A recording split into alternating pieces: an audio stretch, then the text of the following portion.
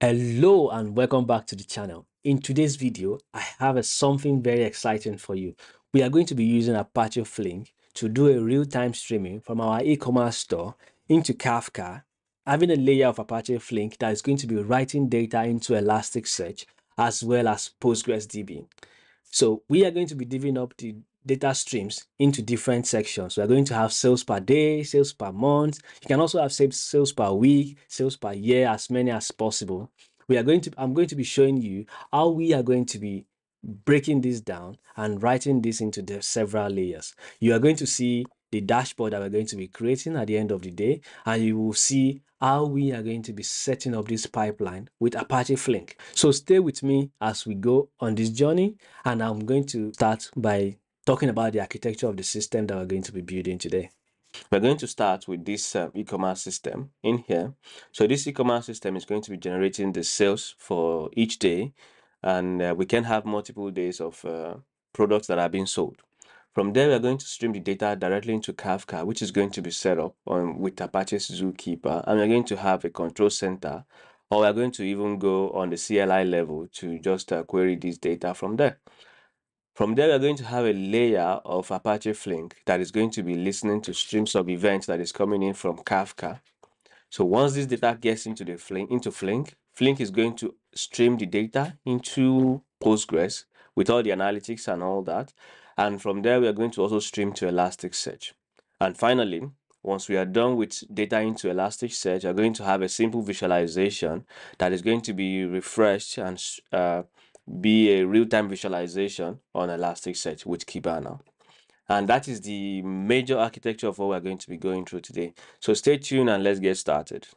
I'm going to start by creating a new project. I'll call the project Flink e-commerce. Okay. Now, in the Flink e-commerce, we are going to be using Python 3.9, and we're going to have a welcome script that is going to be the main.py. So, any other thing in here is going to be just be left at default, and we're going to just click on create.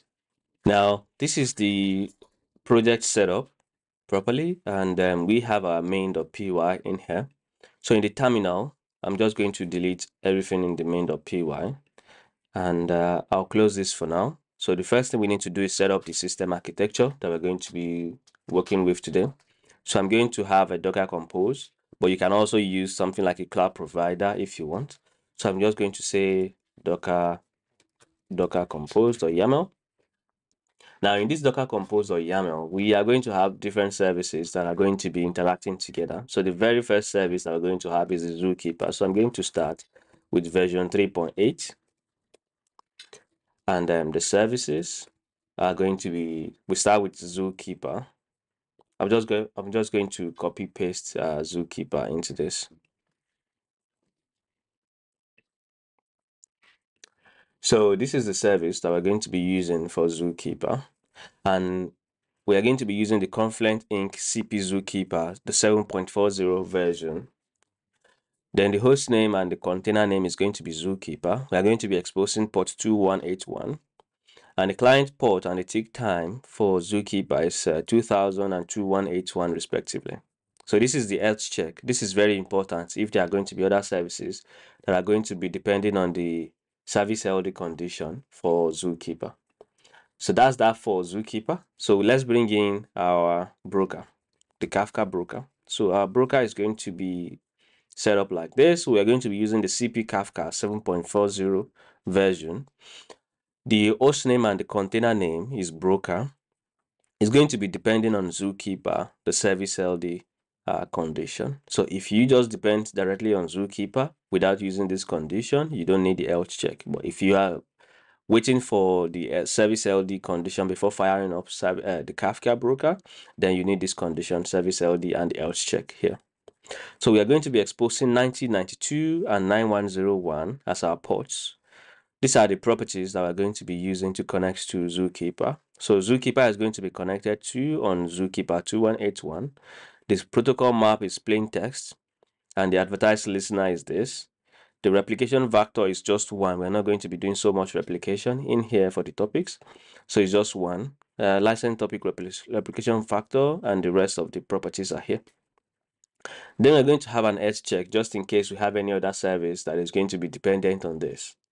So let's just continue with the rest of the service. So in here we can have a control center, but I'm going to leave that aside because we are not going to be doing so much visualization on the UI anyways. So we have the Postgres in here. I'm using the Postgres latest, and the container name is the Postgres, and the port is 5432. The environment properties are the user, and the username is Postgres, the password is Postgres, and the DB is also Postgres. Then the health check is for this. Then lastly, the Elasticsearch and Kibana. Let's bring them in. So Elasticsearch and Kibana are going to have the same properties of, I'm going to be using the Elasticsearch 8.11.1, and the container name is going to be Elasticsearch container. Environment is expert security enabled. I'm disabling the username and password for this Elasticsearch because it's on my local system. You might not want to do this in a production environment. So we have the discovery type of single node, and we're exposing 9200 as our port. Then lastly, Kibana is going to be using the keep container, and this image name. The Elasticsearch host is going to be connected to on ES container 9200, and it's going to be depending on Elasticsearch and exposing port 5601. So basically, that's the entire system architecture that we're going to be working with today. So let's fire this up and see if everything is working as expected. So the very first thing we want to do is to ensure that our Docker engine is up and running. So I'm just going to open my Docker up.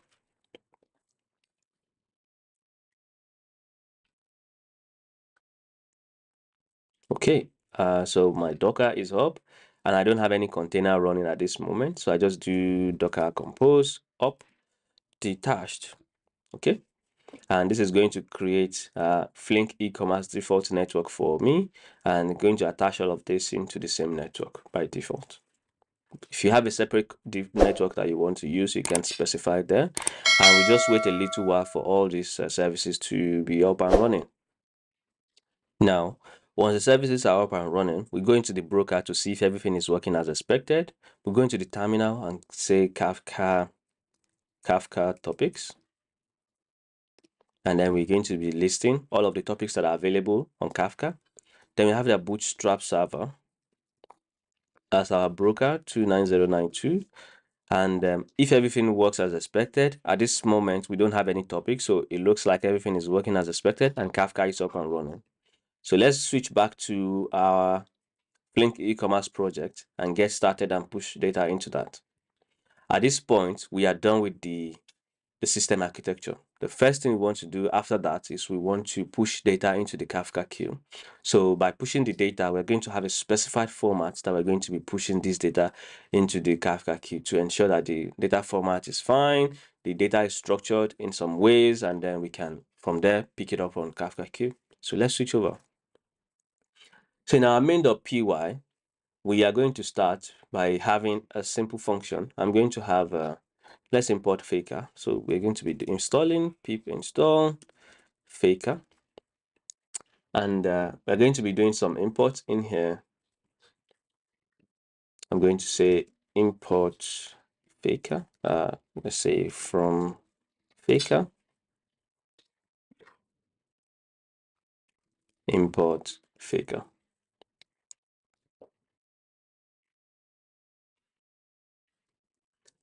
Then we are going to be installing a package called Confluent Kafka. So I'm going to say from Confluent Kafka import serializing producer. So let's import that pip install Confluent Kafka.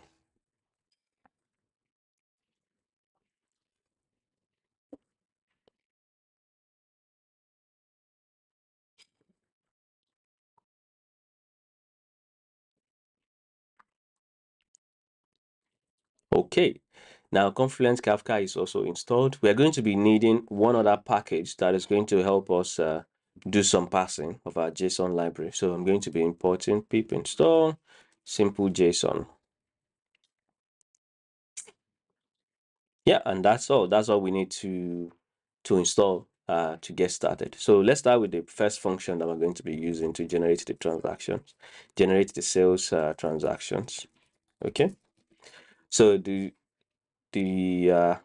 sales transaction is going to just be a simple JSON. We're going to have fake dot simple profile. Just to, yep, but before that, we just need to get in our fake. Fake equals to faker. Okay. And once we get the simple profile, we are going to be returning a JSON. Once this is called, it's called fake. Okay. JSON. So we're going to have a transaction ID. It's going to be fake.uuid, uuid4. Then we're going to have product ID. The product ID is going to be a random choice from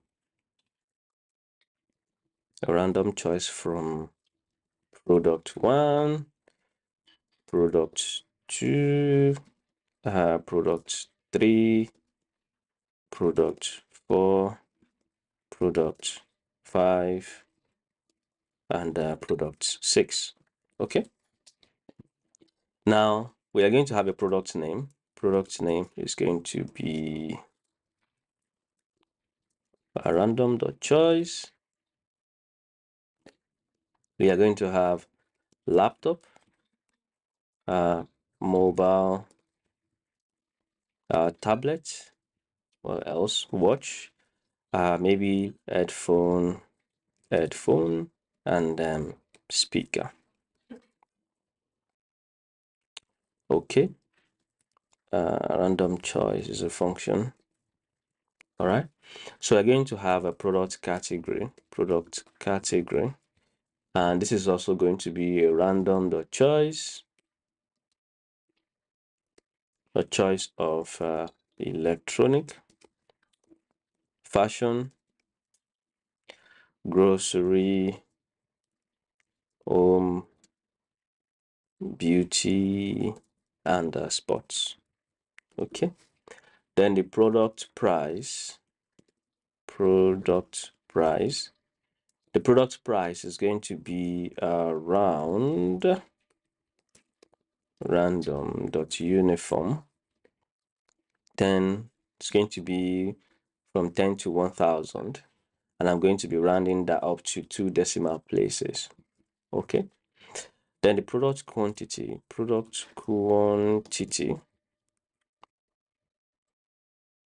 is going to be a random dot rand int from 1 to 10. The product brand is going to be random.choice, Apple, Samsung, OnePlus, MI, both Sony. Okay. The currency is going to be between USD random.choice. It's going to be between USD and GBP. Okay. Then the customer ID is going to be user, just a random username to put in there. Then finally, transaction date. It's going to be date time. Let's import date time. So from date time, import date time. Okay.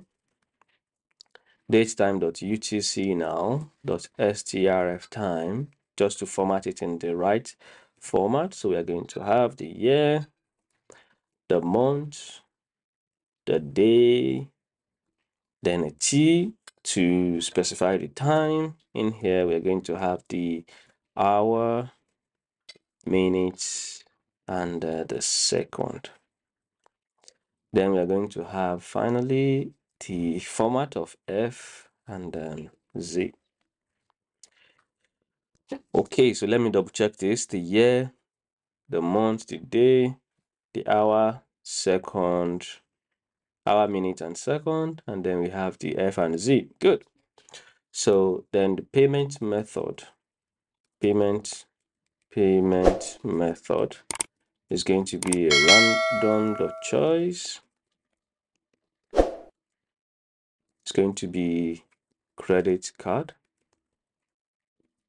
debit card, and then online transfer. Okay, now this is the structure of the data that we're going to be returning from the sales transaction. So anytime we call the sales transaction, it's going to look like that. So in our main function, so dev main, basically we are going to have a topic. Let's say the topic is called financial or maybe sales transactions. Well, I can say financial transaction, doesn't really matter which one. Financial transactions.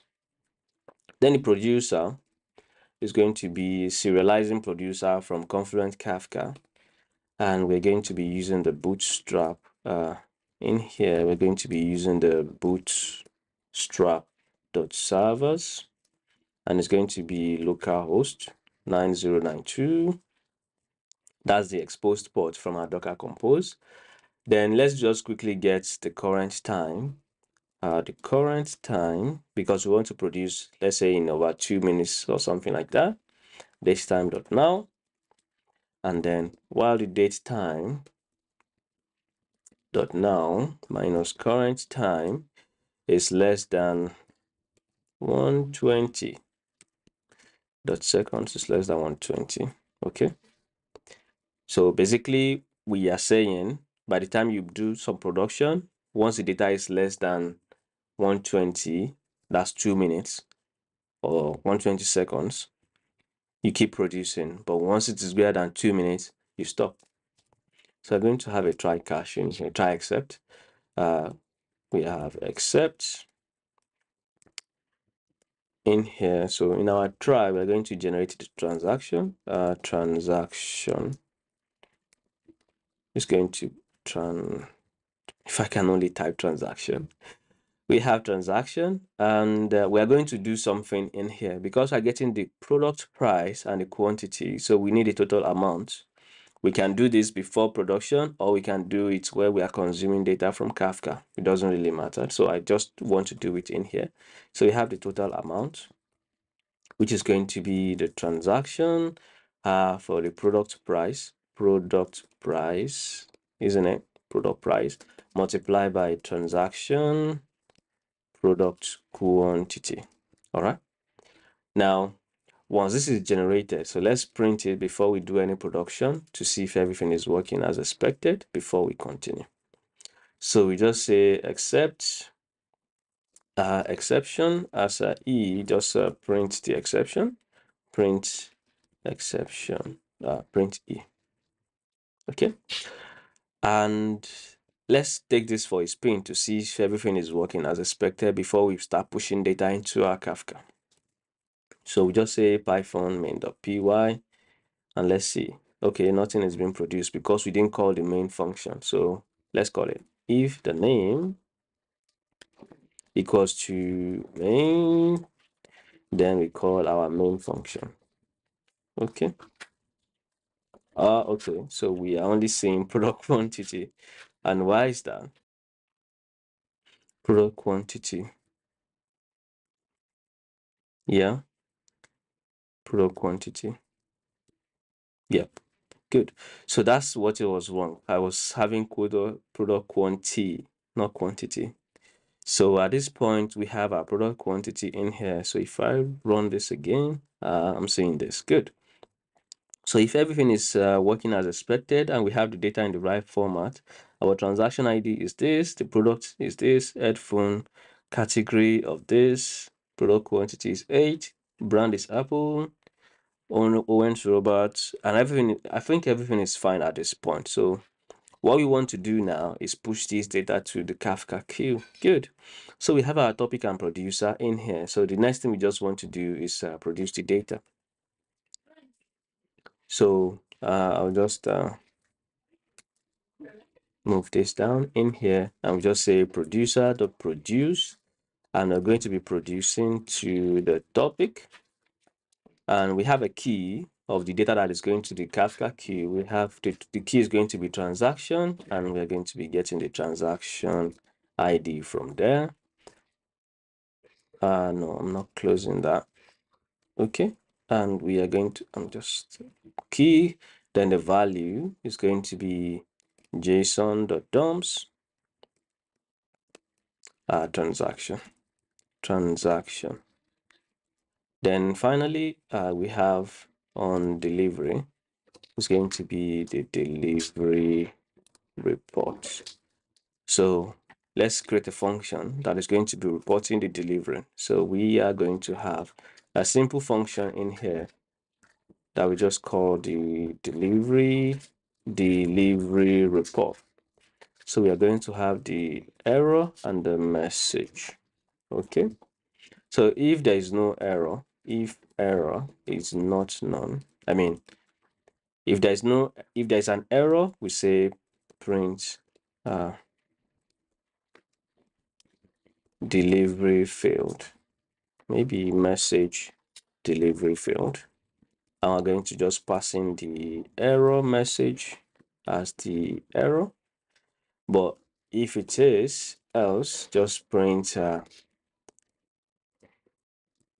message delivered to, we just have a message.topic and then the topic partition, msg.partition. Okay. So this gives us access to the topic and the partition. So when data gets delivered to Kafka, we are going to see this data being delivered to message.topic. Okay. And the partition it was delivered into. Good. So that's our delivery report. And then finally, we just do producer.poll. This is not 100% necessary, but it's just for us to ensure that the data gets delivered before another one gets sent in. So we're going to wait for 5 seconds before sending the next. Okay. Transaction. So we can have an error because of the producer in here. So the error could be a buffer. So we get to have except buffer error in here just in case. We are going to say print buffer full, maybe waiting or something like that. Buffer full waiting. So that means if we increase our production time and for some reason the buffer is full, we are just going to wait for the buffer to get freed before sending the next one. Okay. So now let's see if the data is getting sent into Kafka. So we run this again and it's going to be triggered in here. So we have the data being sent in here. It says message delivered to this particular guy. It's okay. And then we can go into our broker now. We have docker exec, our broker bin bash, and we can say Flink consumer, Flink console consumer, not Flink, Kafka, really, console consumer. Okay. And we're going to say we want to consume the topic. So the topic is going to be financial transactions. Okay. And then the bootstrap server is going to be to broker 29092 or 9092. Anyone will work.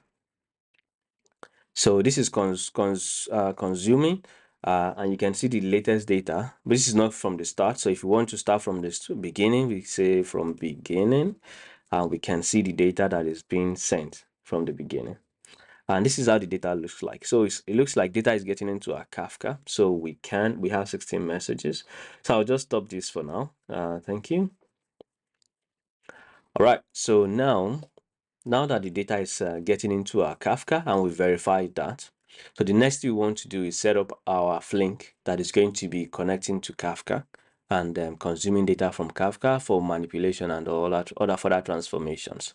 So let's get into the Kafka to the Flink section. So now that we are done with production into Kafka, so let's bring in our Flink. So if you look at our architecture at this point, we've set up our zookeeper we set up this producer that is streaming data into Kafka, and we have a well, we're not using the control center, we're using the CLI because that's what we're just doing to verify the data anyways.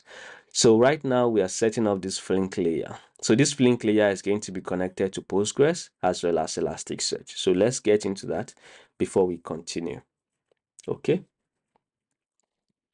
Now I'm going to be using IntelliJ IDEA as my IDE. So I'll just create a new project.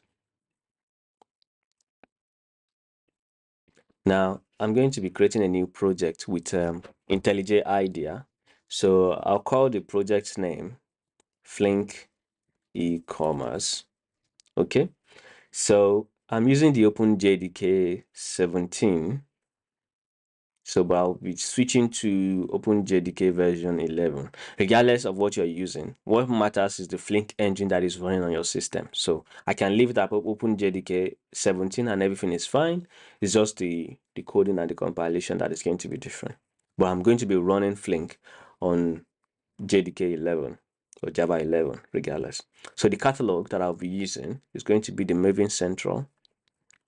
Then inside of my archetype, I'm going to be using Flink Quick Start Java. Flink Quick Start Java. And if you look at this one from org to Apache Flink, I'll just select this one. So I'm using the version 1.18.0. And in terms of the advanced, I'm going to have my Flink commerce, maybe Flink commerce. Okay, maybe Flink commerce sounds nice. All right, then I'm having a 1.0 snapshot and I'll just click on create.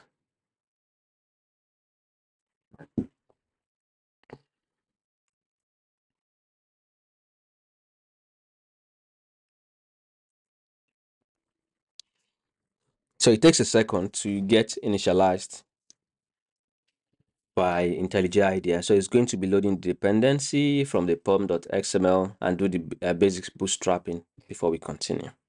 And you can see right now it's loading the data from Apache Maven plugin and it's scanning the project to do the generation in there. So we just wait a few seconds and we'll return once it's done.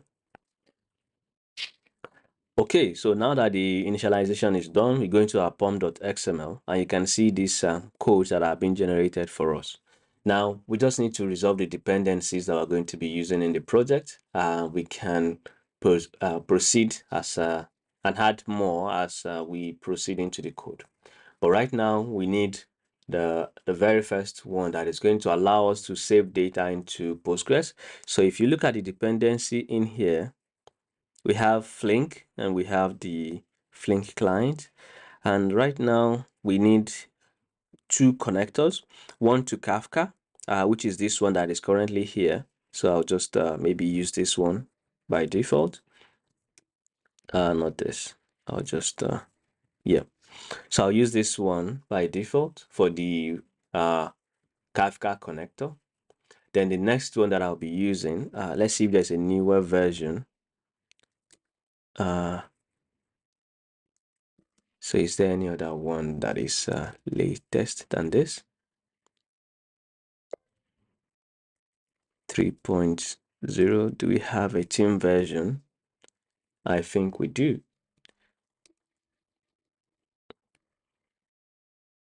Okay. What's going on?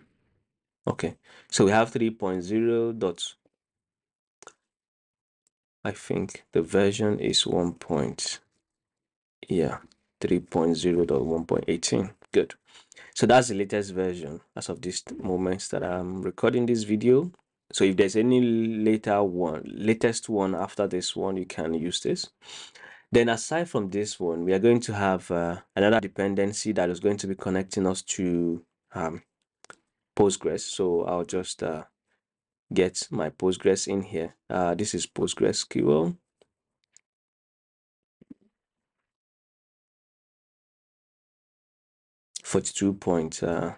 I think, is there any other latest one? Yeah, 42.6.0.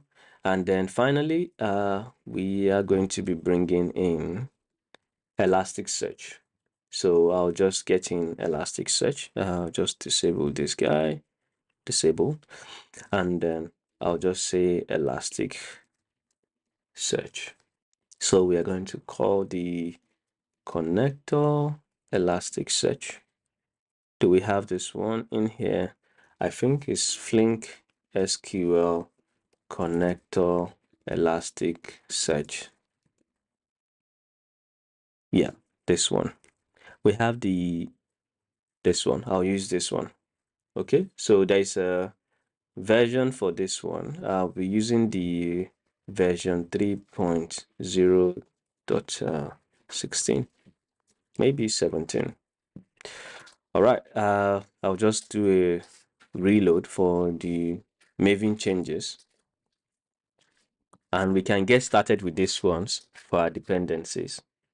So now that the resolving of these dependencies are done, so let's switch over to our source, main Java, Flink, commerce, and data stream job. Now this is the architecture, like a skeleton that was generated by Flink. So I'm just going to remove this ones for now and remove this one. So since we are working with a stream events this time around, we are going to be using the stream execution environment.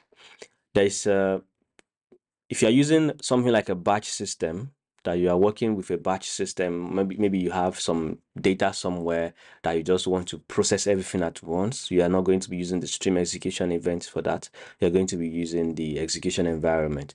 But this time around, we're working with streams of events that are coming in from Kafka, so we don't have control over that. We just need to wait for the streams of event to come in. So we're going to be using the stream execution environment to get this data that are coming in from Kafka. So let's do that. So in here, we are going to get in our first source. The first source we are going to be using is our Kafka. So let's get started with that. So we are going to say our topic. Let's bring in our topic as financial transactions. Okay. And then we set in the basic properties that we're going to be using to connect to our Kafka. So we are going to have Kafka source, and we are going to be deserializing this data from Kafka into a particular DTO. So let's get in our DTO from there. So we just say new package. We call this DTO. So in our DTO in here, we're going to say the DTO name is going to be transaction. Okay. So if you look at always hard is fine. So if you look at the transaction we have this sort of structure. Okay, this is the kind of structure we are looking at. So I'll just put that in here.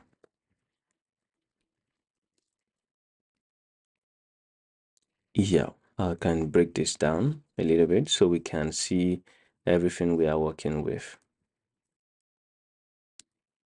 All right, and break this one down. Okay, good. So we have the transaction ID. So this is going to be a string, private string transaction ID, and then private string product ID, private string product name, private string product category, private double, product price, private int, product quantity. So I shouldn't do the same mistake I did the last time. Private string product brand, private double total amount. Okay, private string currency, private string customer ID, private timestamp as our transaction date, not transaction ID, transaction date, and private string payment method. Okay, so let's bring in our timestamp from there. So our timestamp is going to be coming from java.sql from there. Good. Now we can remove this. It looks like we've modeled this into transaction already. So in our Kafka source, we just bring in transaction here from our DTO. So that will deserialize the data into transaction. So let's bring in Kafka source. Import the class. Good. Now we are going to have our source, which is going to be Kafka source. And we can have this as our transaction, but we are going to have a builder. Do we? Maybe I should just remove this. Yeah, as our builder. This is going to be, yeah, something like this. And transaction. Okay. So we just need to set the Bootstrap servers as our property. So the Bootstrap server is going to be localhost 9092. The topic, set topics. The topic we are going to be working with is our topic in here, the financial transaction. We have the group ID, let's say the Flink group. So you can have multiple group IDs if you want. So we are going to set the starting offset so we can replay everything from the beginning. Offset initializer, and we are going to be using the earliest. Okay, and the final thing we need is the set value only deserializer. And this is going to be what is going to be helping us to deserialize the data that is coming in from Kafka into our model. This is very important for you to have a deserializer. It's not going to work without a deserializer, maybe in future versions, but as of this moment, once data is coming in from Kafka, it needs to be serialized by the deserializer. I mean, it needs to be deserialized by a deserializer, so we're going to be creating shortly. So let's go back and switch over to the code. So in here, we are going to have our deserializer. The serializer that we're going to be having is called the JSON value deserialization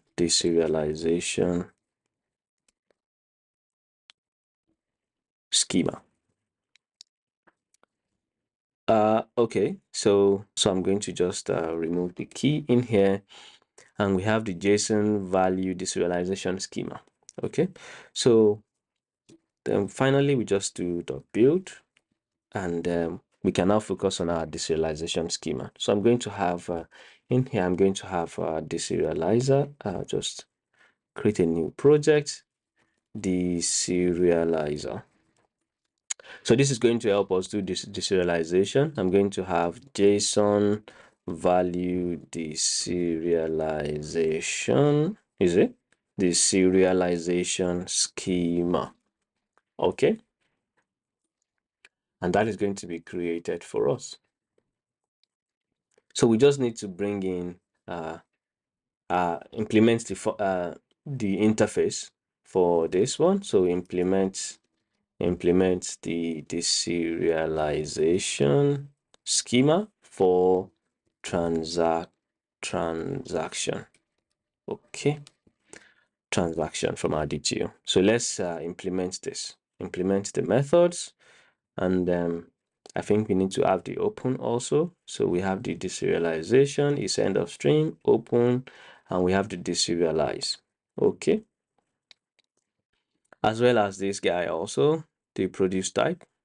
Just implement all of them. So let's start with the open. So we have the deserialization schema.super.open for the context, which is fine. That's what we need. Then for our deserialize, we need to deserialize at this point. So let's have our object mapper. So we have private final object mapper. It's going to be object mapper for this one. It's going to be new object mapper. New object mapper. Good. It's going to be coming from there. This one, Faster Jackson. Okay. So once we have this object mapper, we are going to implement that in this deserialize. So in here, we are going to have our object mapper dot read the value from the bytes that is coming in and convert them to transaction.class. And that's what we need to do for the deserialization there. So we don't need this one. I think we just need one of the deserialized format. Yeah, we just use this one. Then for the is head of string, we are going to be returning false. Then lastly, for our production type, which is the type information, we just need to return the type information of transaction of transaction.class.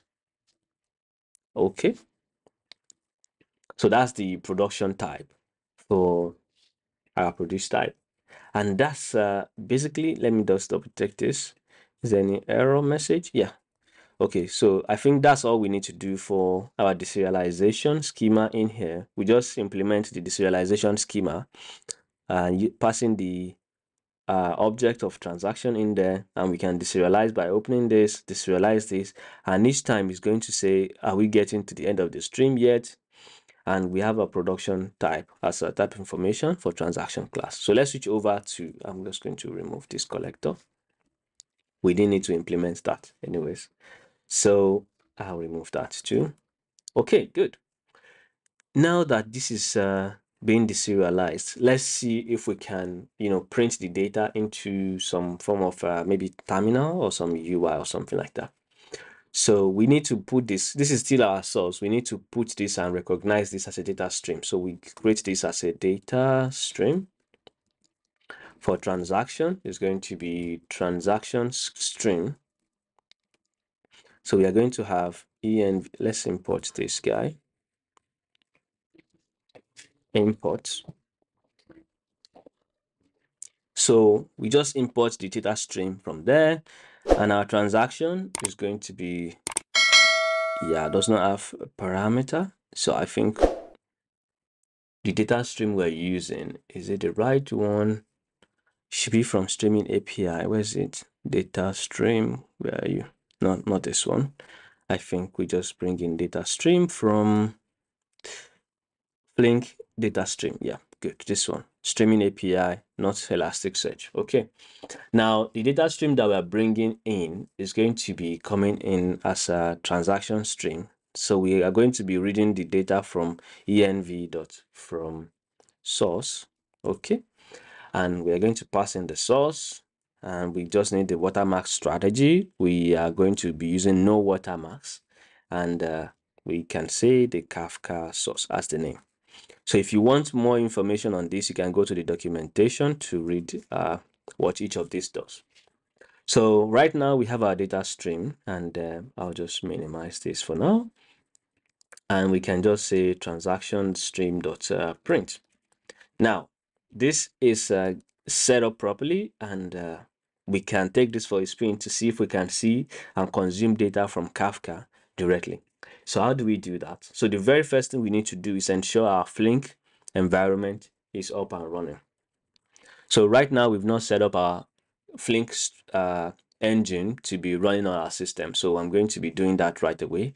But before I continue, I need to be sure, you also need to be sure that the Java environment that you're running on your system, whether you are using Windows or Mac, is Java 11, because that's the supported version. So if you're using something like Java 18, Java 17, or even Java 21, you're going to be running into issues, and it may not even, the engine may not even start on your system. So you have to ensure that the Java you are using, the Java version you are using on your system, is Java 11 before we continue. Okay, so let's continue into that, and we have I'm just going to open up the terminal in here in our Flink commerce IDE. So I'm just going to go into the directory where I have my Flink Flink 1.18.0. okay, and this is what I have. I've already downloaded that. So if you want to do the downloads, you can go to Flink website to do the download from there, but I already did that. I'm using version 1.18, and if you look at what I have in here, let's So if you look at what I have in here, I have my bin and I have my conf. So in my configuration, if you look at what I have in my configurations, this is how it looks like. It starts from the top like this, and these are the environment properties that are there. But what I want you to also adjust, if you want, it's not compulsory, but if you want, you might want to do that. So I'm using my task slot. The number of task slots that I have in here is 5, and I might want to change it to something like 4 if I want, or if you want, you can change it to any size you want depending on your memory size. Then the parallelism default is I'm using 2 parallelism. So maybe you want to change that to 1 by default. If this is the first time you're setting up your system, you may see 1, but I'm using 2 as my parallelism default. And my ports, the ports that I'm running this on, is the default port, which is the 8081. This one is by default 8081, and the rest address is localhost, which is my IP address. So if you want to bind it to a different port, you might want to change the port, or you change for the REST API version. If you have a different port you want to bind to, you can do that. But that's the basic changes that I'm just making to my Flink configuration. So if you want to do the same, you can do that. But if you want, you might leave it like that. So one thing you also need to do, I think we can leave it like that. So it's fine. We can do every other configuration with our code. So I'm just going to save this. All right. So the way to start it is if you look at our bin directory, we have our bin, our Flink console, all this, and the rest of the information. So what I'll be using is our Flink cluster. So I'm going to be using this start cluster.sh. So I'm just going to go into bin start cluster.sh, and this is going to start in my standalone session and my task executor session. So if I go into Safari and I go into localhost 8081, localhost 8081, and you can see that I have my task slot of 4, no task, 1 task manager. And if you look at the parallelism default, if you come into my task manager in here, you can see the properties and every other thing in here. So if you want, these are the properties and the set configurations that are set up for our task manager, and these are the advanced properties. The resources that I'm currently using on my system are here, and for the job manager, this is the same thing, more like that, but you can see the JVM heap of memory and the rest of the information. So yeah, so if you want, you can also do some visualization of the configurations in here that we're setting in here. So the parallelism defaults that we changed is here, and I think our task slot, which is this one, is 4. So if you want to change anything, you are going to be seeing everything, all the configurations you are doing in here. So I'll just leave it at that. So let's start. Once this is running, we go back into our IDE. I'll just minimize this. I'll go back to, yeah, I'll go back to Flink Commerce. And from here, I can just minimize this and see if we can compile this and submit this to our Flink environment, Flink engine, to see if everything is working as expected. So I'll just do Maven. So if you don't have Maven installed on your system, you will have to download Maven. Please do that. You can look at the description below for the link to get your Maven installed on your various systems. So, and I have a Maven plugin. So I can easily just come into the lifecycle in here and package this or compile and package regardless, but I just prefer the terminal if you want. So you can do Maven clean to get started with that. You don't have to, but I'm just starting with a clean, and then Maven compile, then Maven package, Maven package. Okay.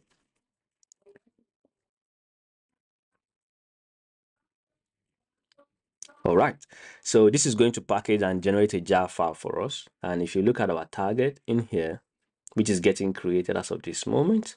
We have our Flink Commerce 1.0 snapshot in here. So if you want to submit this, you need the Flink address on your system. So right now I have my Flink in here set up in bin and inside my Flink.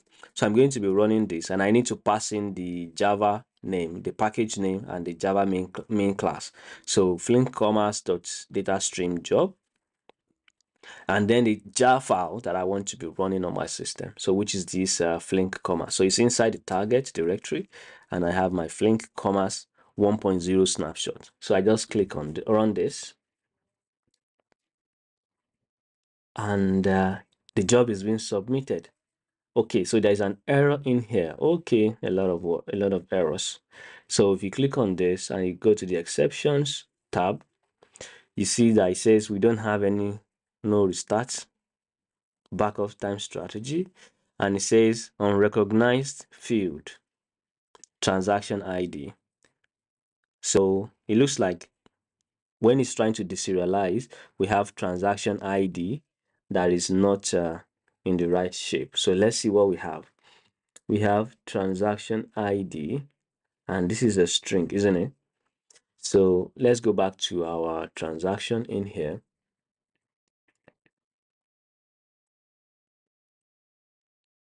Transaction ID. So the reason why I'm having a challenge in here, is simply because I didn't have my getter and setter being set up in the system. So let's do that. I completely forgot. So let's quickly do that. So in our code, we come back in here. I'll be using Lombok for our getter and setter. So I'll just put in data in here, and we can just get in the add Lombok class path, and it's going to add Lombok into our system. So Lombok help us to automatically set up the getter and setter, so we don't have to specifically say this is our getter and this is our setter. Okay, so that's all we need to do for now, and then let's recompile. Maven package, maybe Maven clean, and Maven package. Okay, and hopefully this should resolve our issue.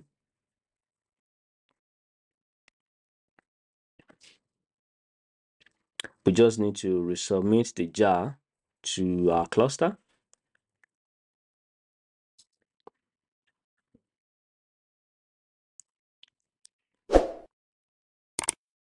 And it's being submitted again. So let's see if it is running. So in here, it's still running. So maybe everything is fine. Let's just wait a few seconds more if we are going to see any error. So if you see any red in here, that means something is wrong with your pipeline. So you might need to double check that. So as of this moment, everything is still blue. So it looks like everything is okay. And if you look at the exception tab, you don't have any exceptions in here. So what we're doing basically in our code is we are saying once we consume data from Kafka in here, we are printing to the terminal. So if you go back to our UI, we should be able to see that in the running jobs. Click on this, and if you look at this, so I'm having a sync to print to std out. So if you go to the job manager log, and in the std out, nothing is here, but if you look at the std out in the log list, if I just sort this by the time and I click on this guy, you can see this is getting deserialized. So right now it looks like I have 17 transactions on my Kafka, and all of them are being properly deserialized into the transaction class. So right now we have transaction and all this information. Good. So let's get this into our code. Now that we've been able to deserialize our data on Flink, and we are able to eventually consume this data from Kafka. So the next thing we want to do is set up the connection between our Flink stream into Postgres. Then eventually we are going to sync into Elasticsearch. So right now, let's proceed with the architecture. And if you look at the architecture we have right now, in the architecture, we have our streaming being consumed by Flink. Right now, we have Flink consuming data from Kafka as of this moment. So the next section we are going to be going into is how to have a Flink sync with Postgres SQL. So let's do that quickly. And in our code, I'll just so let's stop this currently running stream. Just stop this job. Cancel. Yes, good. So in our, I'll just minimize this for now. So right now we are done with the consummation of data from Kafka. So let's have a sync into our Postgres. So the very first thing is to set up the table. So if we don't have a transactions table, so create transactions table. Okay, so we just need to have our transaction stream, and we had a sync to that. The sync we are going to be using is going to be add sync. Okay, I'm going to be using the JDBC sync.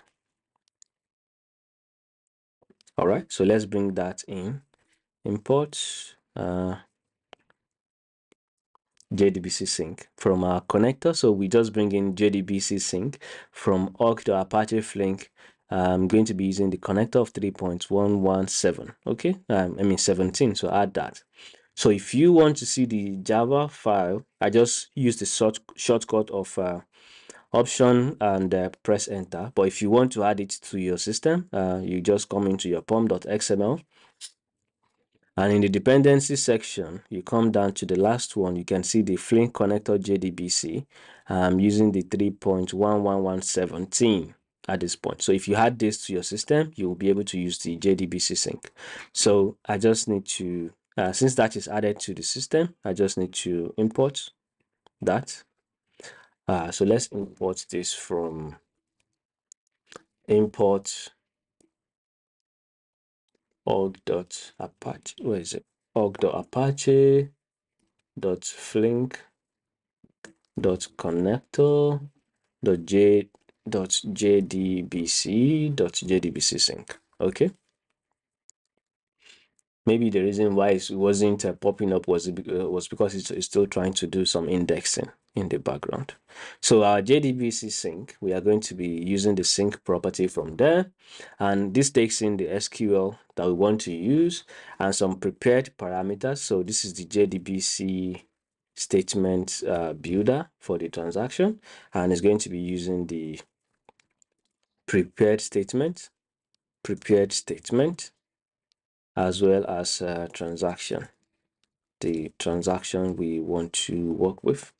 So I'll just use a lambda function in here. That's the second parameter. There's not the third parameter is the JDBC execution option. So we have the new JDBC. In fact, I'll just put this in a variable. So I'll just say JDBC execution options, and I'll call this exec option. Is going to be new JDBC execution options.builder, and I'll just pass in with a batch size, of a maximum of 1000 records, and I don't need this dot with batch interval of 200 milliseconds and the maximum retries of 5, and then let's just build this. Okay, so this is our exec option, which is our execution option. I'll just pass in that to this place, and the last one we need to get in is our connection option. So let's get in our variable also, because we're going to be reusing that a lot. So we can have JDBC connection options, and it's going to be con options. It's going to be new JDBC connection options, and we just bring in dot builder. Good. And then with the URL, not the password, with URL as our JDBC URL, we have the username with with driver name. The driver name we are going to be using is org.postgres postgresql.driver, and we need a postgresql. Okay, we need a username also, that with username. So we just pass in the username, and then we pass in the password, and in here we pass in our JDBC URL. So at the end of the day, we just say .build, and this is our connection option. So let's get in our properties into the system from there. So we have private static. Well, this is not the standard way of doing things in production environment. You want to put this in some maybe the resources section. So I'll just put that in here. Final string as our JDBC URL. And the JDBC URL is JDBC, and we have PostgreSQL localhost 5432, and we are using the PostgresDB, if you recall. Then we get in our username, static final string username. Username is going to be Postgres, and the private static final string password is going to be Postgres. Okay, so those are URL, username, and password that are being resolved in here. So we just pass in our connection options as our fourth argument in here. Okay, so to fix that, we just need to pass in our SQL in here. So the SQL that we're going to be using is going to be create table, if not exist the transactions. Okay, now we have a couple of columns that we are going to be dealing with. So we have the transaction ID, which is going to be a varchar of 255, and this is going to be the primary key. Okay, we have the product ID, which is also varchar 255, product ID varchar. Okay, we have the product underscore name. It's also a varchar 255. I'll just put a space at the end. Then we have our product category. If you can recall from here, I'll just put them side by side in here. Yeah, I'll just minimize this, minimize that, and we can have something like this. Okay, product category. Our product category is going to be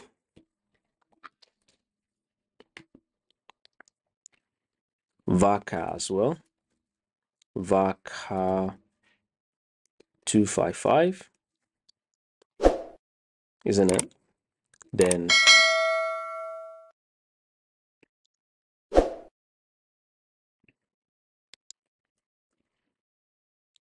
we have the product price as double, not dosable, is double, and it's going to be precision. Okay, we have product quantity as integer. Just put a space in here. We have product brand as varchar.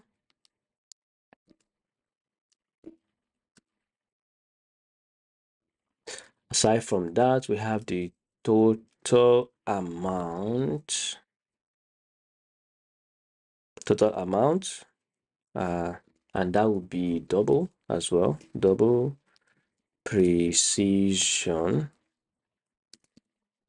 Okay, then we have the currency as a varchar 255.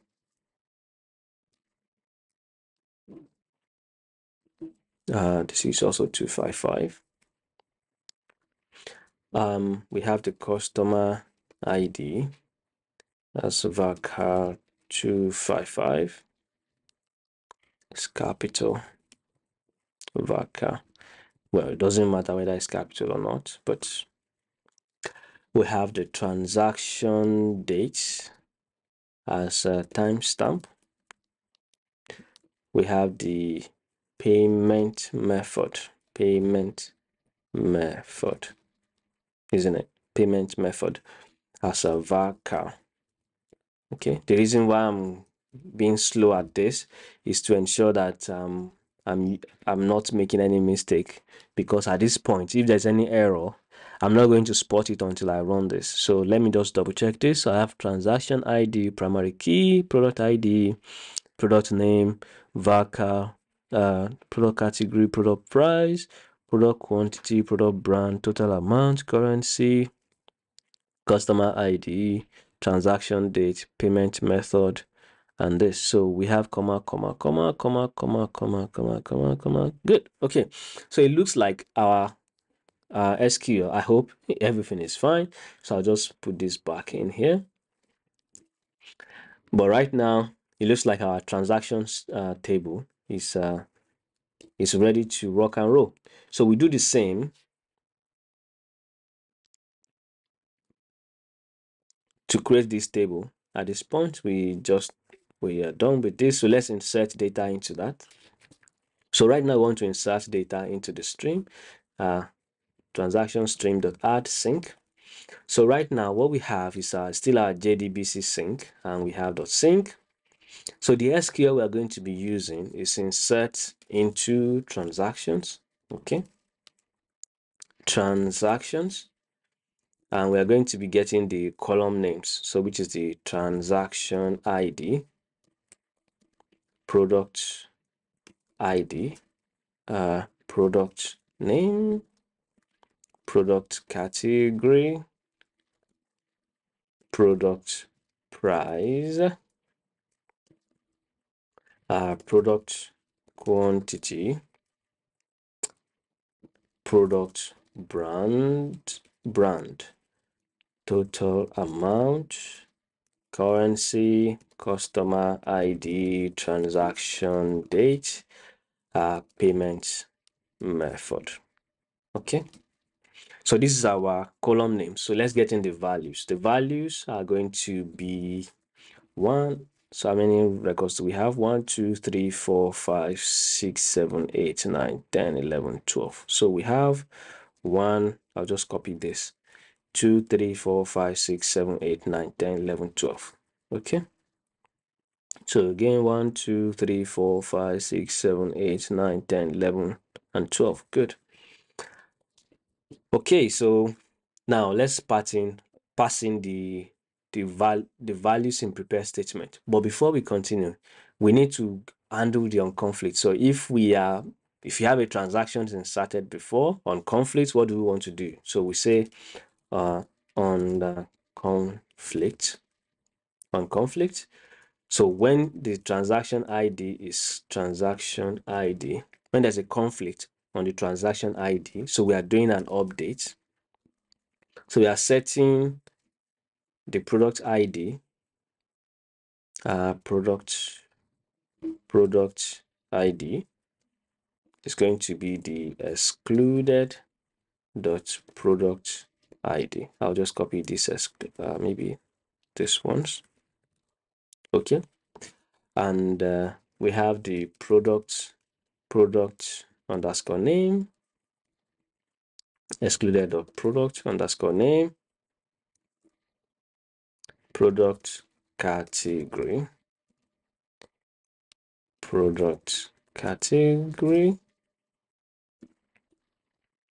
we have product price,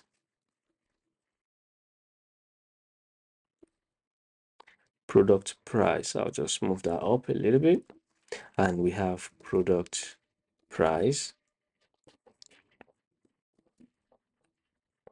we have product quantity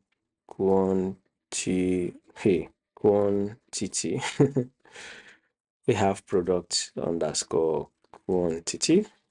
Okay, and we have product brand. What else? Product brand, product underscore brand. total amount is total underscore amount. We have currency. It's going to be currency. What else? Customer ID is going to be customer underscore ID. We have transaction date. It's going to be transaction underscore date. We have payment underscore method. We have payment underscore method. Yeah, I think that's the last one. So I just removed the comma in here. So where the transactions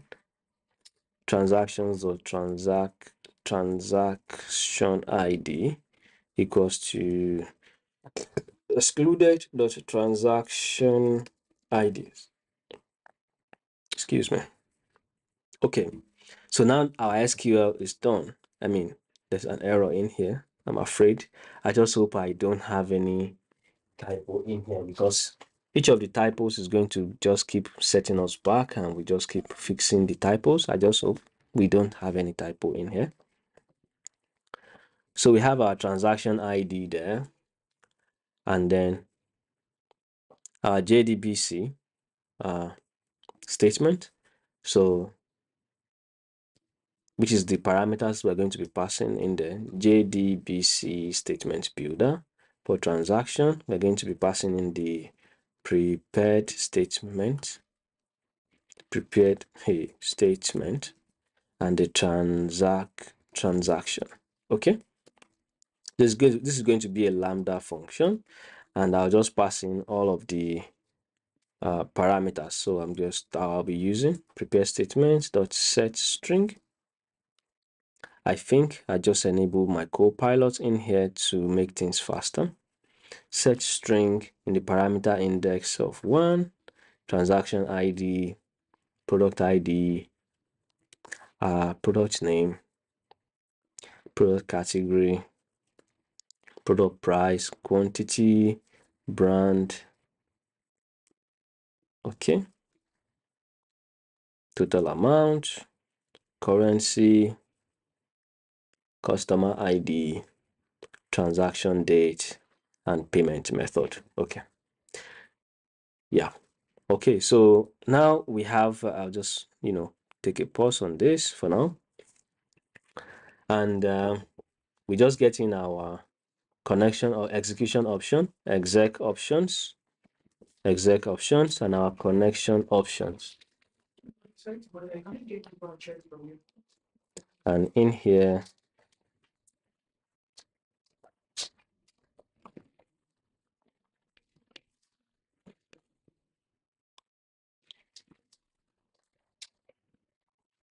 so we have our connection options and our execution options. So that is all we needed there. And we just pass in our name as insert into transactions table sync. Okay. Now, once this is done, we can take this for a run and see if everything is working as expected. Yeah, I just double check this, and I think we can take this for a run. So let's run this and see if everything is fine. And I'll change this from Java API skeleton to Flink e-commerce real-time streaming. Okay. Okay, so in the terminal, I'll just minimize this a little bit, reduce this a little bit. And in the terminal, I'll do Maven clean and package. And if you look at our Postgres in here, if you go to into the execution section, you will see that if I do PSQL user Postgres, and if I don't have any relations, and I have just Postgres as my database in here. Good. So right now, if I go back to my code, this is compiling. Now the compilation is done. So the next thing we want to do is submit this to our cluster. So I'm using the same code that I wrote earlier. And in my cluster, if you look at the running jobs, I have this in initializing. So we just wait a few seconds. Right now we have two tasks. And if you look at the two tasks, so if you look at the sync, we have the source as Kafka source is printing to the terminal, and we have sync on name, which is the transaction table sync. And this is where we are doing the creation of the table. So we need to name that sync. Where is it? Yeah, here you go. So in here, we just need to name the sync to, we call this dot name, create transactions table sync. And that will give the unnamed sync a name at this point. Okay. So because we are running this from the earliest version of Kafka at this point, we are using the offset initializer as earliest. So it's going to replay the transactions from the start into the finish. So if you look at our list on Postgres again, we have Postgres as our DB. And if you look at the relations that we have in there, we have transactions. So if I do select star from transactions as of this moment, I don't have any data in here. So if I run this, just get out of here, exit, and if I rerun this, we have the 108 data in here. If everything is fine as of this time, we should have data being inserted into our Postgres. So if you look at here, I just run this again. Okay, so something is wrong, and you can see in the terminal in here, there's an error here. So let's see what the error is saying. On the UI, these are our pipeline fields, and in the exception tab, it says we can ignore this for now. So it says if you look at our Flink, it says an execution date is unexpectedly no longer running on task executor. So it looks like our task executor shuts down on our Flink. So let's fix that. So I'm going to go back in here and resubmit the job. Let's see any other thing. This is no longer running on task executor. Any other thing? Recovery suppressed. Job failed. Job failed. Okay, so let's rerun this and see what is going on. So you resubmitted, and if you look at this again in the exceptions tab, no exceptions as of this moment, and we just wait a little while. Yeah, it failed again. And why is that?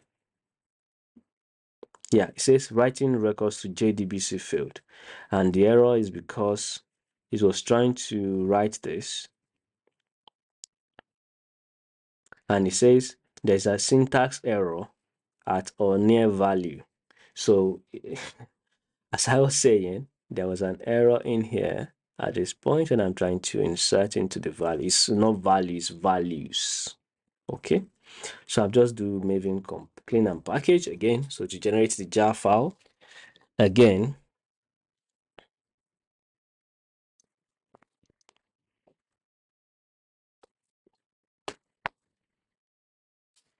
and then I will submit the job.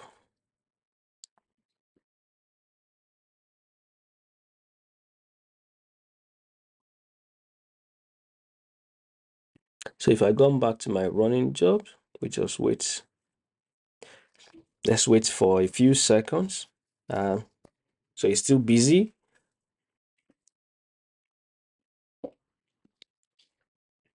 And if you look at the sync here, we have a create transactions table. and we have the insert into transaction table sync. So is there any error in here? No errors.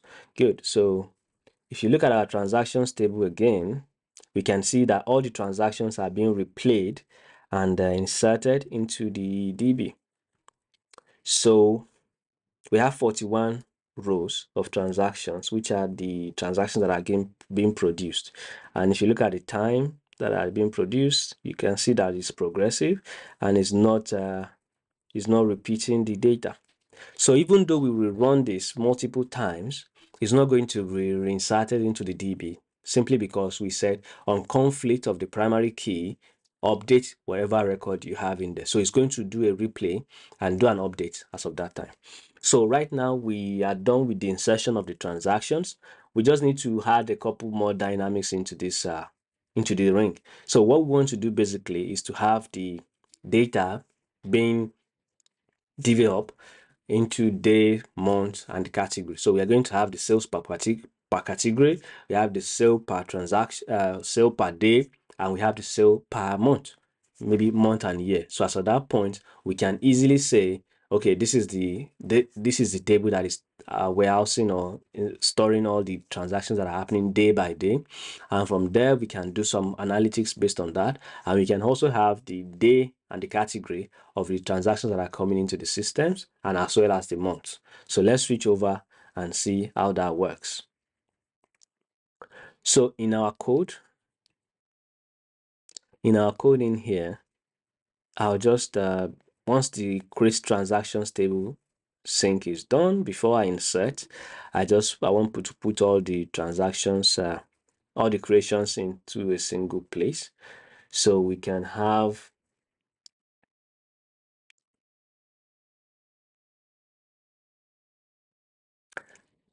in here I can have create sales per category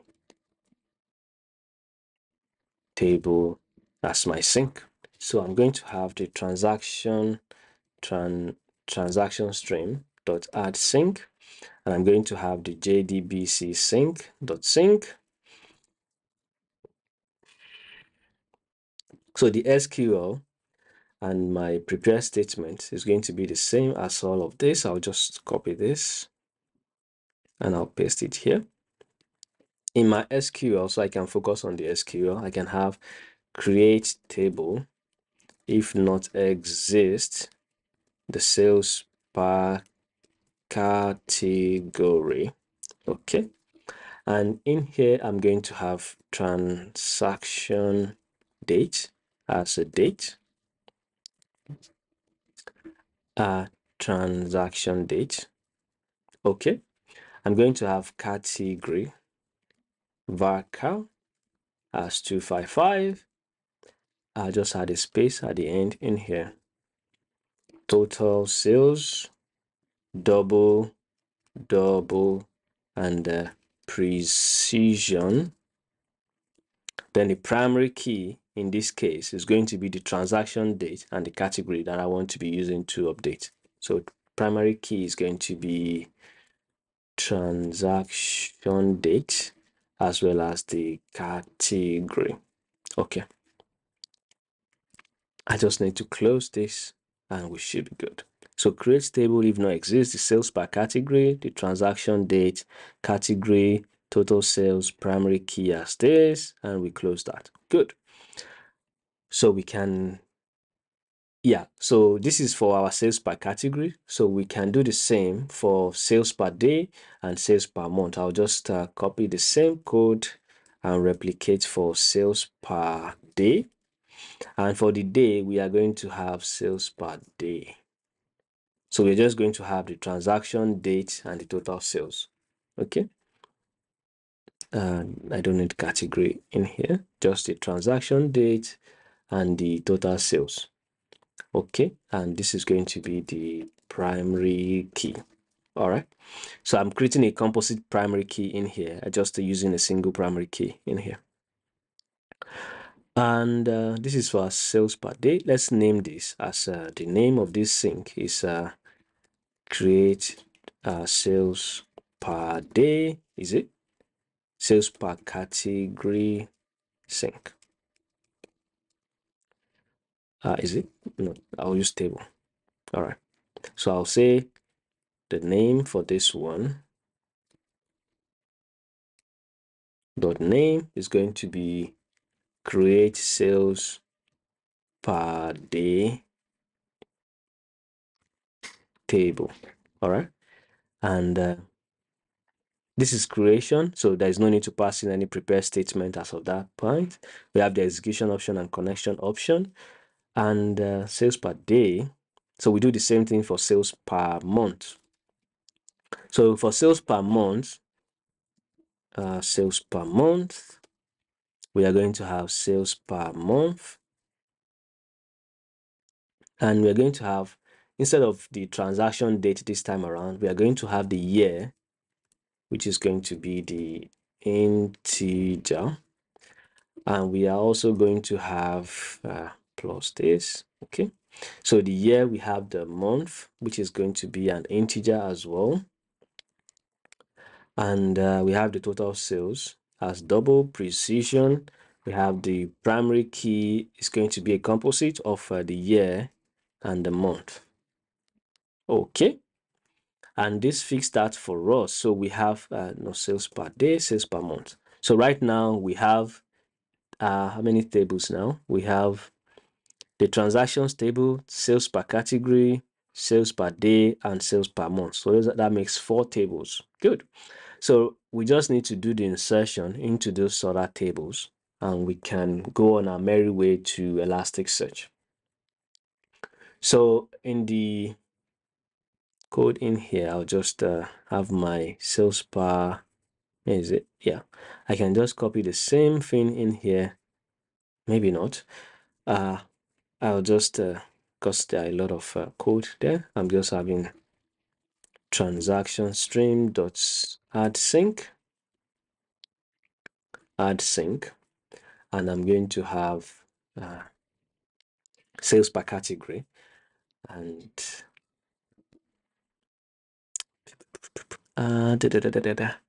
so in here,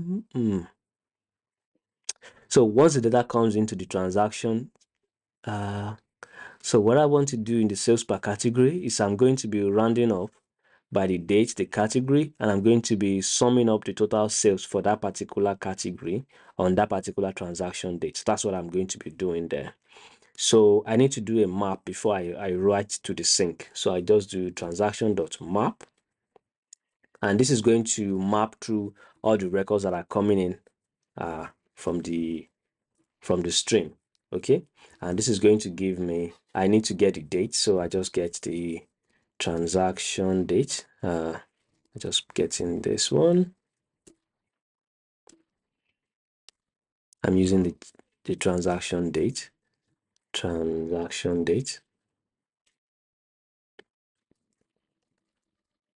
I'll say new date, system dot current time milliseconds. I'll get the string as my category, which is going to be the transaction dot get product category, and then my double is going to be total sales, transaction dot get total amount as my total sales. I'm going to be returning new sales per category as my DTO. So I'll be passing in transaction date, the category, isn't it, and the total sales. So let's create this DTO before we continue. So in our DTO, I'll just get in sales per category. So for our sales per category, we have the transaction date. Let's get in transaction date. So we have private date as a transaction date, private string as a category, and we have total sales, private double as a total sales. Yeah, total sales. Good. So we just need to have getter and setter, a data from Lombok, and all Axe constructor, so we can have we can pass all these parameters into the name of the class, so we can pass them directly as an argument, something like this. And that fixed that for us. So right now we have the total sales being mapped into this sales per category. So the next thing we want to do is reduce and do a grouping, if you like, from there. So we just do key by, and the key we are going to be grouping on is the category, get category, and then we just do a reduce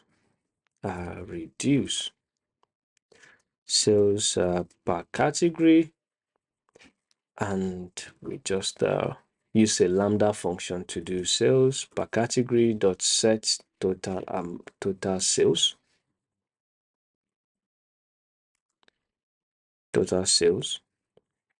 as our sales per category plus t1 dot get total sales. Just do a return sales per category.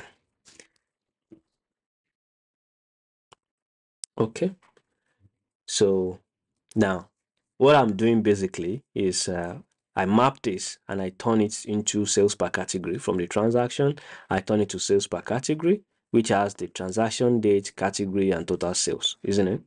Then from here, I have my key by. So I'm grouping by the category from this transaction date and the total sales, and I'm reducing based on this. I'm getting the first value from the transaction category, and I'm reducing down from the second value of T1 to get the total sales from there, and I'm updating that for each date.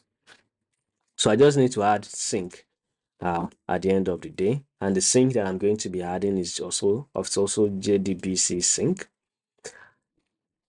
and it's also going to have the SQL, and I'll just copy the connection options in here, and the code is going to be insert into sales per category. We have the transaction date, we have category, and we have total sales. If you look at when we are creating this, we have sales per category and the total sales category and transaction date are our columns. So total sales, again, is values. I just add a space in here, and the values that I'm going to be inserting are 1, 2, and 3 as a prepared statement. Okay. So then on conflict, so in case we want to handle from transaction date and the category. So we are going to be doing update and then setting our total sales is going to be equals to excluded dot total sales. All right, where the transaction,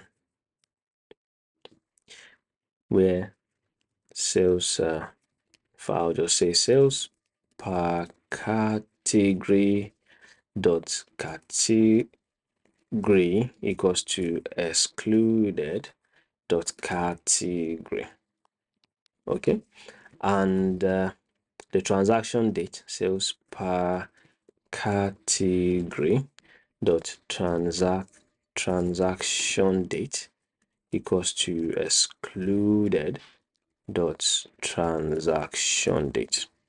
Okay, hopefully we don't have any error in here, and basically that's how it works. So insert into this. If there's a conflict, do an update and set the total sales to this, where the category is that and the transaction date is this.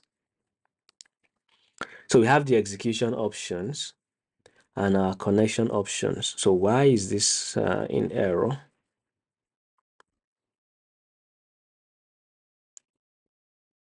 Let me just cast this. Yeah, because in our execution option, we are using this, so we need to cast that to for transaction for sales per category, basically. So for no, what am I doing? I mean, in our prepare statement, I forgot. We have a prepare statement before our execution option. So our JDBC statement for sales per category is going to be prepared statement, comma, the sales per category. And this is going to be a lambda function that we're going to have the prepared statement dot set date. The date we have is going to be new date for the current dates that I'm having. So current time milliseconds. Prepared statement dot set string. We have sales per category, then get category, and not comma. So then the last one is the prepare statement dot set double, and we have the third as a sales per category dot get total sales. Okay, and those are the parameters we are going to be using for that. So let's name this as insert into sales per category. Maybe no underscore. Sales per category table. All right. And the other two is going to be similar. So we're going to be reducing based on that. So I'll just copy the same code. This is sales per category. We just have sales per day. So instead of sales per category, we have sales per day. And we don't need a category in here. So we remove the category. Sales per day. So let's get in our DTO for sales per day. So we say sales per day. And this is going to be basically the transaction date and total sales. So we have private date, transaction date, as well as a private double total sales. So let's get this in from java.sql, pass this in as a data from Lombok, and getting all args constructor from there. So in here, we get in our sales per day. We just import that, and this changes to sales per day. And we change this to from category to get transaction date.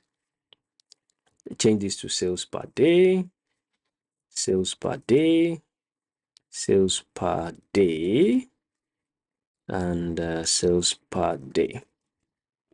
Yeah, I think that fixed that.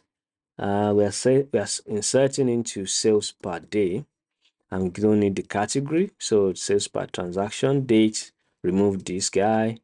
It's just only going to be transaction date. We remove the, yeah, so only sales per, not sales per category, it's sales per day.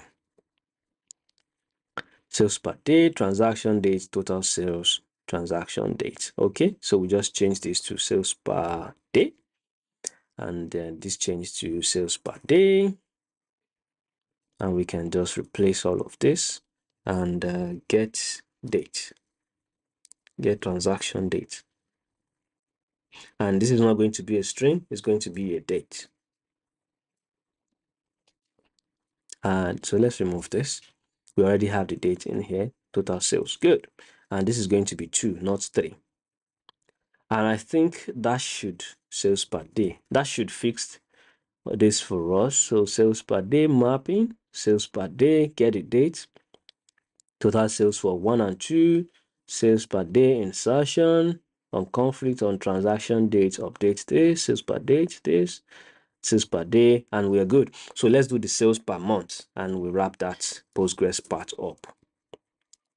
So in here we have the transaction stream.map, and we are doing the same for transaction date, with the exception that we are going to be getting the month and the day from here. So we are going to say our month is going to be transaction date dot to local date, so we can get the month, get month dot get value. Okay, and that gets us the month. Then for the year, we have, I'll just replicate this. Instead of month, we have the year, and then we have to local date and get year. Okay, so we get the total amount for that, and instead of sales per day, it's going to be sales per month. So let's create quickly that. So we have a Java class of sales per month, and in the sales per month, we have the month, year, and total sales. Okay, so we have an integer of a private int month. Maybe we start with the year. Yeah, we can start with the year, and private int month, and then private double maybe double double total sales, and I just pass in the data and then all args constructor from Lombok. Good. And in our sales per month, if we switch over to this guy, we have sales per month, and we just pass in the year, the month. I'll just move this up a little bit. Year, month, and total sales. Okay. I'll close this and return that. Good. So instead of sales per day, we say sales per month. So we are going to be grouping by the month, which is going to be the get month. So instead of sales per day, this is going to be sales per month. Okay, I'll just copy this, replace this, replace this. I'm going to be returning the sales per month. The JDBC sync is going to be sales per month, and we're going to have the year, the month, and the total sales. So it's going to be 3 arguments in here, comma. And on conflict, so we're going to be doing the composite conflicts here, more like the primary key we did earlier, the year and the month. So we're going to be setting the total sales, where the not sales per day, sales per month, and we're going to have sales per month dot year, not m year. Sales per month or year is going to be excluded dot year, and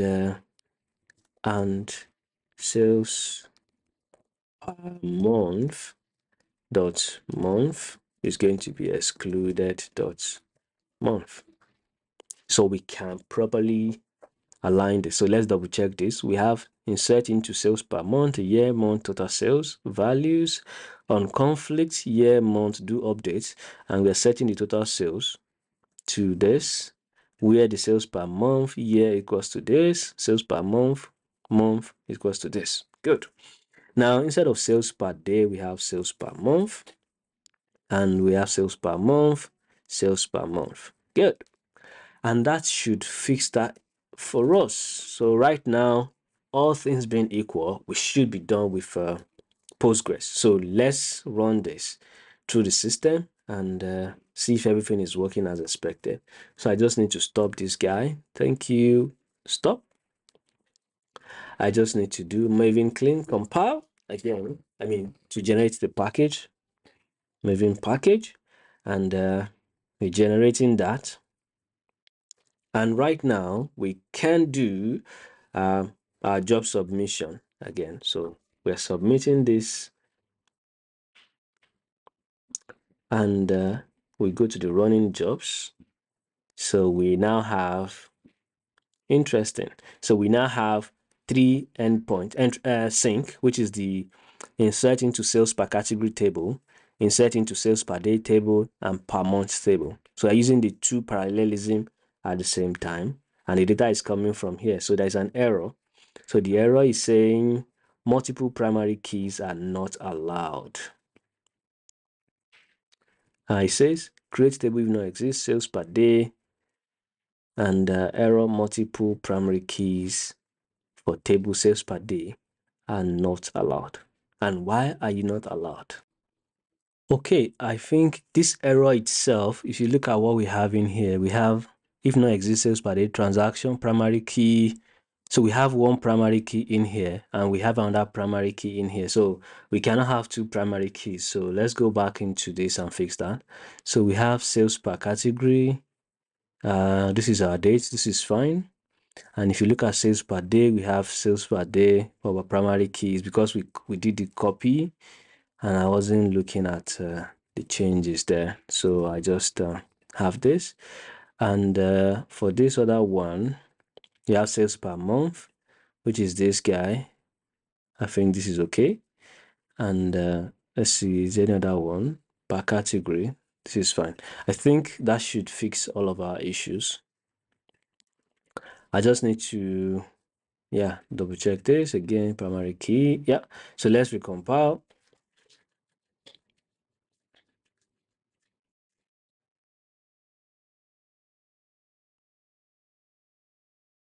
And then upload to our cluster to run. So in here, if you go to the running jobs,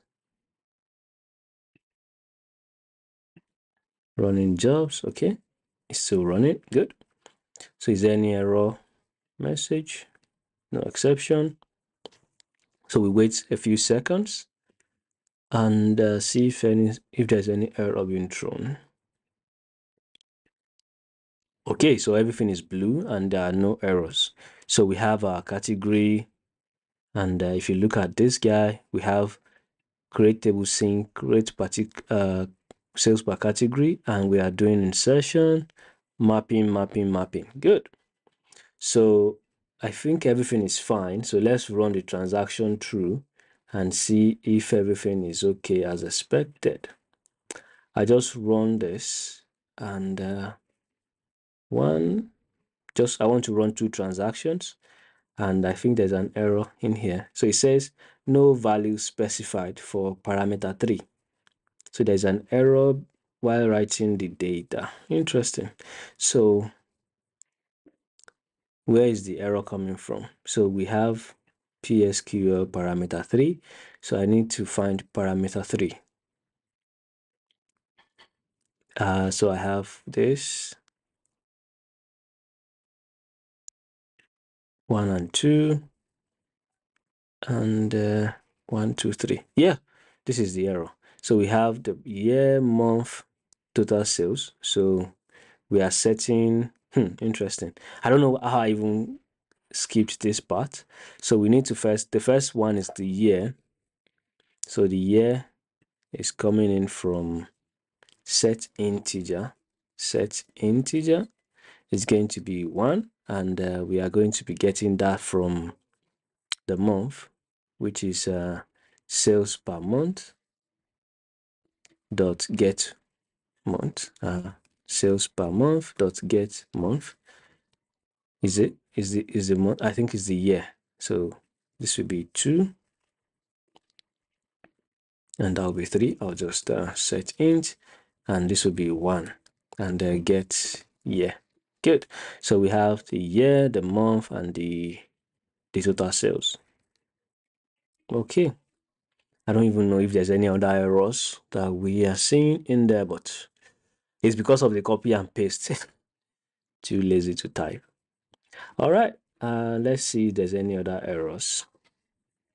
Running jobs. Okay, so it's running and we just wait for the initialization to be done and see what the data looks like after running. No exceptions. And we just wait a few more seconds for all the transactions to be run through.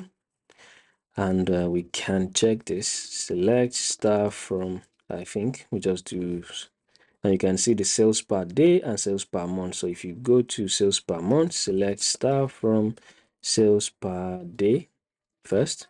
We have the daily transaction and the sales per month.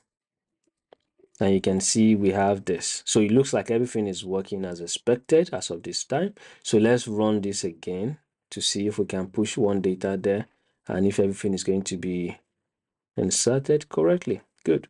So 2 transactions just went through, and what we have right now is, I think, 41 rows before. If I do transactions, and right now we have 44 rows, and the last transaction is $83, which is coming from here. And is that the same data in here? We have what's the customer ID? QM Murray is the latest one, but has this been delivered? And this is Anderson Jared. Is there any error in here? I don't think so. So we just do another select.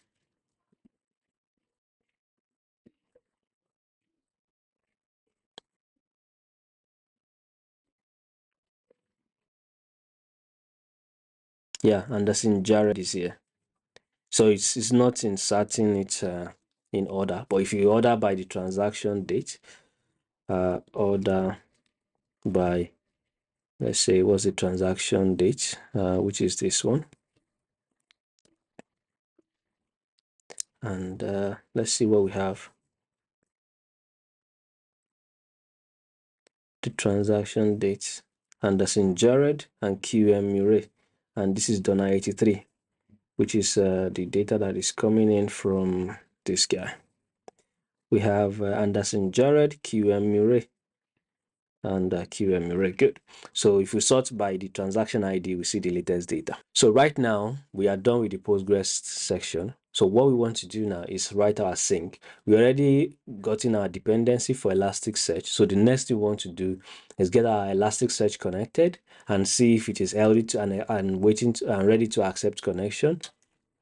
So going back to our code, right now we are done with this part of the system. So let's fix the Elasticsearch part and we can insert data into Elasticsearch sync. So right now we are not doing any other transformation.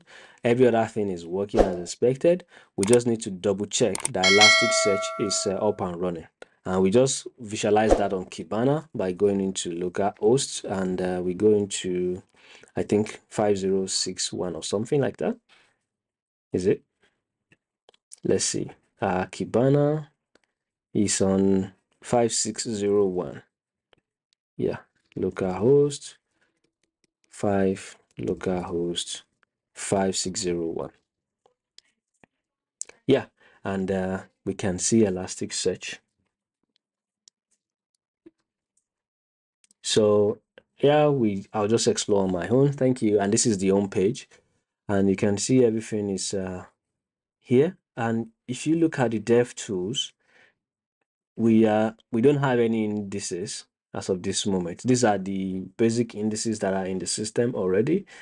And we don't have any dashboard, no alerts, no CLOs or any other thing. So what we want to do now is start with the indices that we're going to be creating first. So we are going to be creating a transaction indices that are going to be seen in here. All right. So let's go into that and quickly write that so we can proceed. So we are going to have another sync transaction stream, and this time around we're going to be syncing to, before we were adding sync, just like at the, more like a funnel at the end of the transaction. So we're going to have Elasticsearch 7 sync builder. By the way, if you are using the latest version of Elasticsearch connector, this code is going to be different. This is going to be working for Elasticsearch. Where is it? Do we have Elasticsearch code in here? Yeah, this one. This is going to be working for Elasticsearch 7 as a connector. So if you are using a different connector, you might want to double check the code to ensure that the code is matching the connector properties. Okay, so I'm going to just set host in here. The host is going to be new HTTP host, and I'm going to pass in the local host as the host name. The port is going to be 9200, and then the scheme is going to be HTTP. All right, and I just need to set the emitter, and this is going to be the emitter that is going to be writing the transaction into Elasticsearch. So this is going to be transaction, the runtime context, and as well as the request indexer. Those are the parameters we need, and this is going to be a lambda function that we're going to be using to write. So what we just need to do is have our index request from Elasticsearch. Okay, and index request is going to be request dot index request. So the index that we're going to be writing is going to be called transactions, and the ID of that transaction is going to be transaction dot get transaction ID. Okay, and the source is going to be coming from a source which is going to be a JSON source. We need to convert our data to what's it? This is dot index. Okay, so we need to convert this transaction stream that is coming in from this our transaction stream. We need to convert it to JSON before we send it into Elasticsearch. So, and the content type for this X content type is going to be JSON. Okay, and finally we just say request indexer dot add our index request. So now finally let's just get in our transaction ID.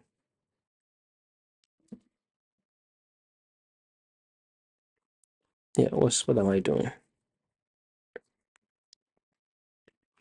Get transaction ID. What's the error here?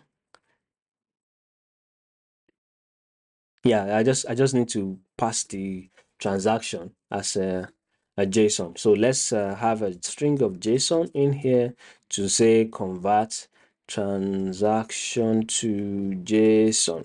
Okay, and we're going to pass in the transaction into that. So at this point, we are meant to have why is this not resolving? So let's see.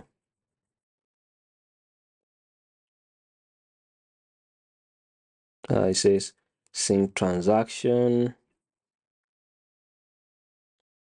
No, we don't need this, really. I don't think we do. We don't need that.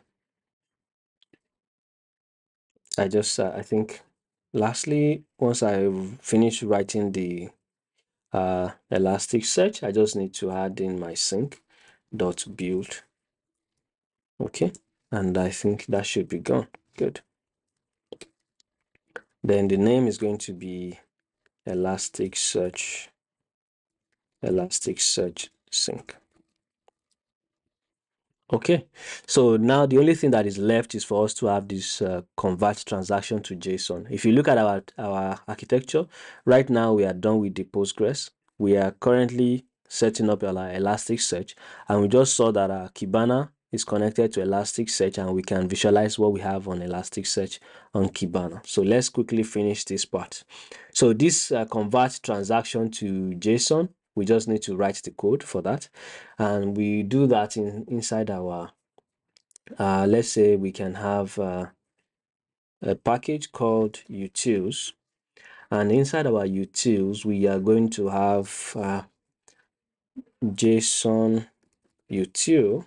I'll call this JSON util, and inside our JSON util we are going to have private static final object mapper.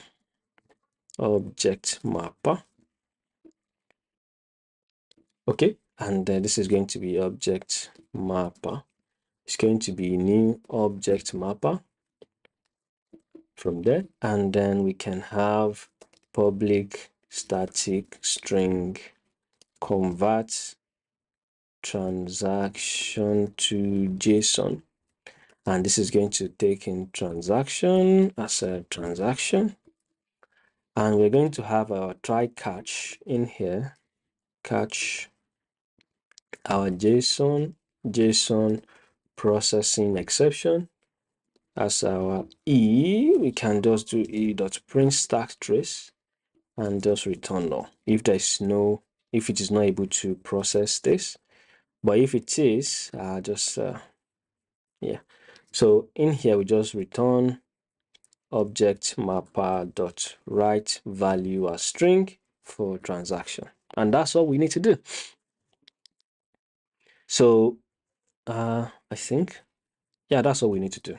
So we just need to go back in here and import the package into this Java object.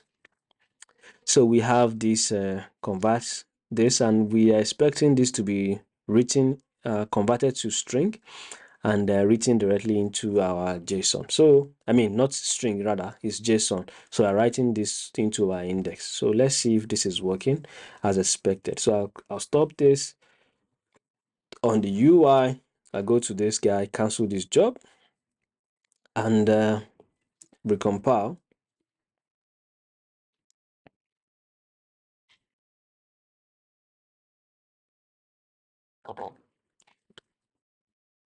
Then I resubmit. In our running jobs, you will see the guy in here, and it's coming in. And why don't we have Elasticsearch added to this? So this is not correct. Okay, we should have Elasticsearch added to that. Okay, Maven clean, Maven compile, Elasticsearch to be part of the list, and Maven package.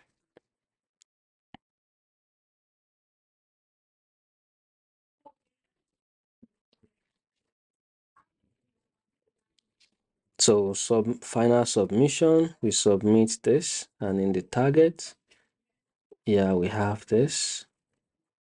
And if you look at this guy, just get the properties, open in Finder. Just want to see if this is updated, 1236. Okay, good. I think it is now good, and I can resubmit that.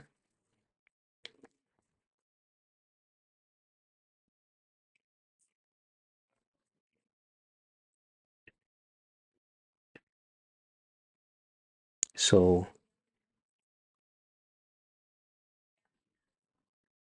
yeah, okay, yeah, we have our Elasticsearch writer now, which is here. Okay, good. So Elasticsearch sync writer is here.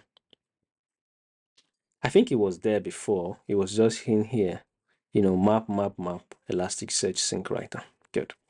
But right now we have the data in there, and let's see what we have.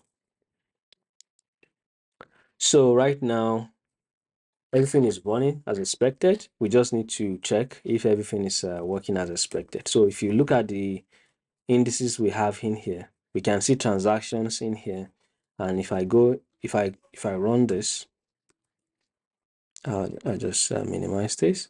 You can see the structure of the data that we have: product brand, text, and product price, quantity, amount, transaction date. Everything is here. And if you look at if I'm doing search, you can see that I have this data in here. Okay, so, but this is not 100% what I need. I need to have my transaction date in the right shape. So before I can do any modification to this. So right now the data is coming in. We just leave it at that. I just need to do a reindexing on Elasticsearch so I can have the data being reindexed to a new index and with the right data for my transaction date. So I'm not going to change anything in the code. Everything is working as expected. And right now we have 44 transactions, which is exactly what we have in our Postgres. If you check this, our Postgres in here, we have 44 rows. So all the data that is here is being inserted directly and correctly into Elasticsearch. So we just need to fix the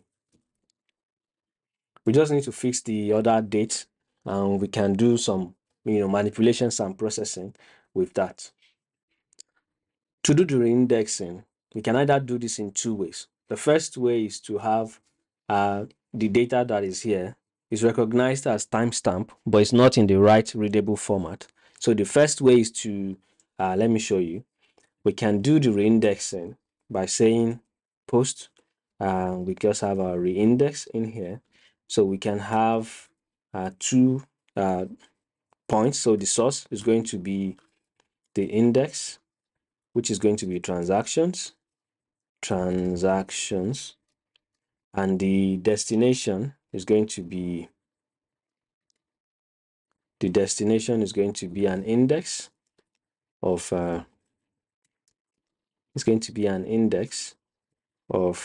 transactions part 1. I'll say part 1 because I want to show you the two ways of doing that. And the script to use is going to be for the source. I'm going to write the script as this. I'll just use 3. Yeah, what am I doing? Yeah, so in here I'm going to have my context, the context.source. Then the transaction date for the source is going to be new date, and I can have my context.source dot, I'll just yeah, transaction date. I just need to do dot to string. Here, this is going to convert what I have in my transactions into transaction part 1. It's going to reindex all of them and convert them to just convert the transaction date to string. And with this, I have, if I reindex this, and if I just do get transactions part 1 and I do underscore search and I run this, you will see the transaction date in here as Sunday, this and that.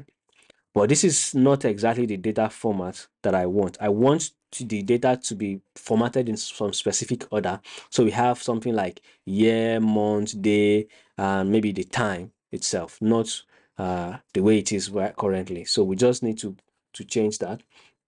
And the way to change it is to come in here. We just come back to the part 2. So I'll say post. I'll just copy the same. I'll copy the same code, and I'll just need to change the script.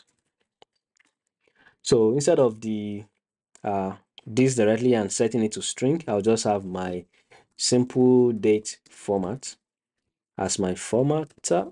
It's going to be new simple date format, and the format is going to be year, month, day, and I'm passing the time in there at the middle, and I'm going to have my, what am I doing? Time.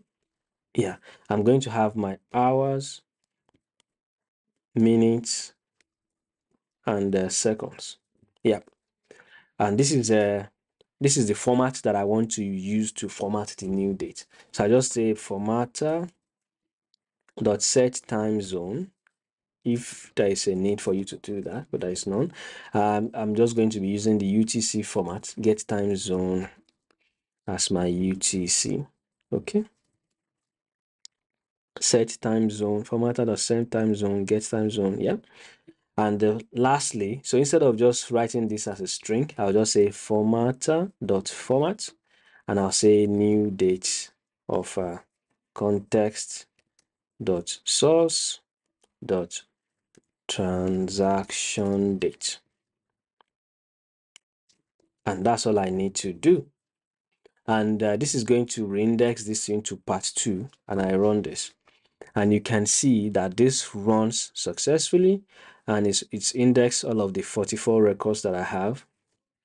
So if I now do get transaction part 2 and I do underscore search, and you can see the data formatted in the right format, and have the year, the date, and the time correctly. Good. So that is what I need to do right now. So instead of using part 2, I'll be using underscore new as my index. So I can use this index to do anything that I want. So in here, we just quickly create our dashboard that we're going to be working with. So on the analytics, I go to the dashboard, create data view. So I'll be using the transaction underscore new as my index pattern. And I'm going to be saying transactions new data view. Maybe I'll just call it transactions data view. And because of that, I'm going to be selecting my transaction data as a timestamp field and save it as my view. Right now, I can now create a dashboard. Now, creating a dashboard with Elasticsearch comes with a lot of, mix and match of the different views that you already know. So if you want to create something like a donut chart, you can do the same. All you just have to do is, click, drag and drop.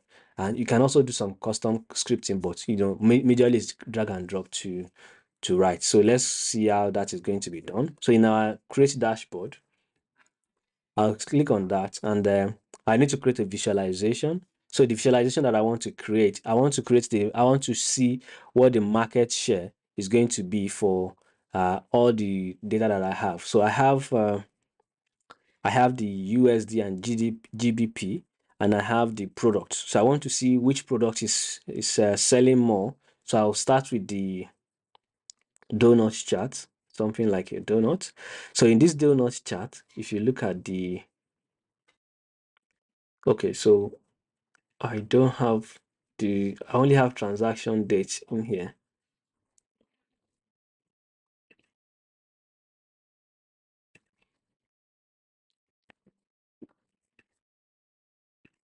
Let's see, transactions.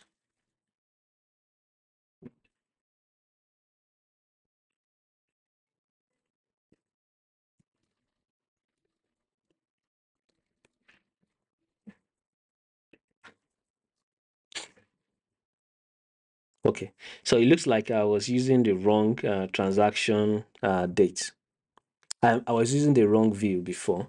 So right now I'm using the right data, and I'm trying to create the transaction date. So I have if you look at what I have in here, let's start with the product. So this is going to be the product brand, and we have product category. So we start with the product category first. So in the product category in here, dot keyword, so I'm going to put it in here.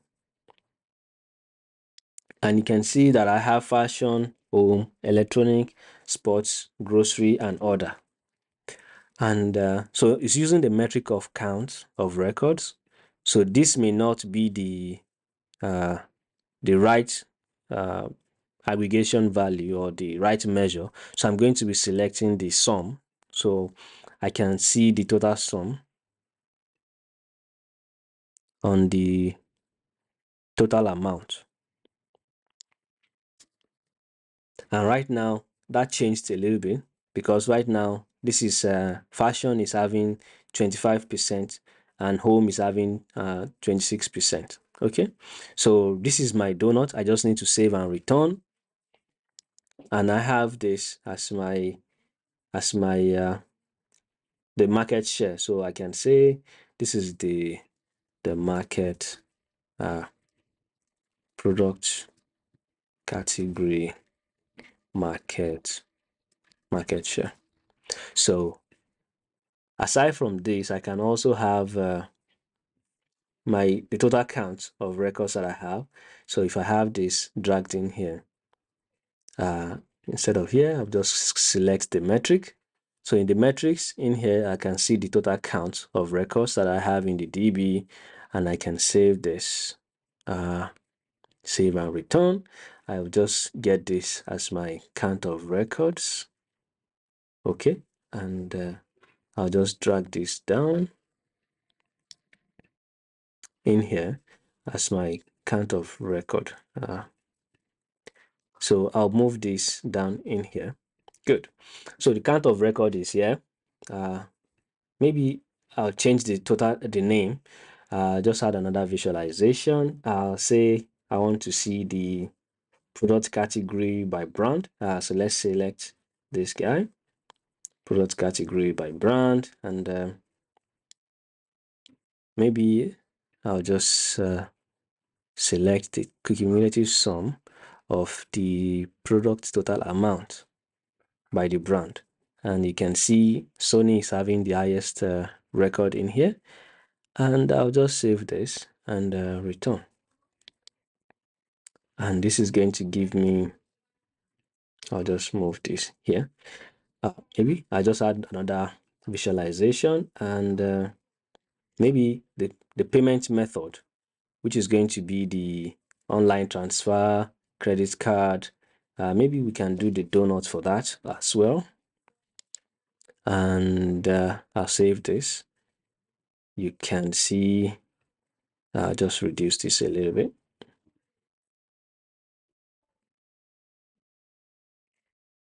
Okay, and this goes up here, and this can be on the side. Good. Maybe I'll reduce this a little bit. Okay, so let's see if we can get another metric in. So going back to the metrics in here, we have our metric, and we can see the, what else can we do? We have product brand, product method in here, and maybe not the metric. So let's see if we can get in the pie chart. And instead of unit count, we are going to get the sum and not the product method. We are going to be using the total amount for the product. And we just need to slice this by the product method, payment method. And we have online transfer. I think we already did this.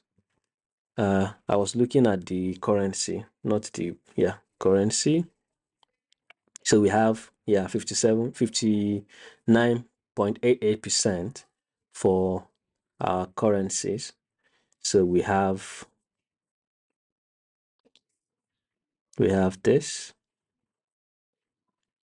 And what else?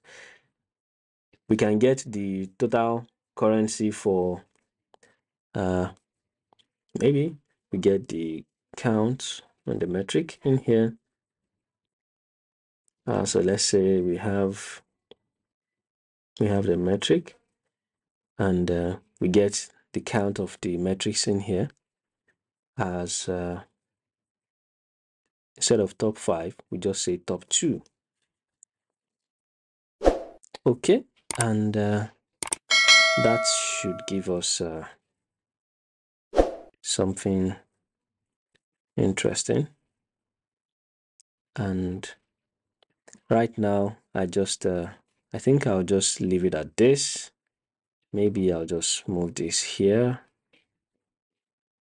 something like this. This could be here, and I'll just reduce. No, okay. Yeah, I'll just leave this like that, and maybe this can be bigger.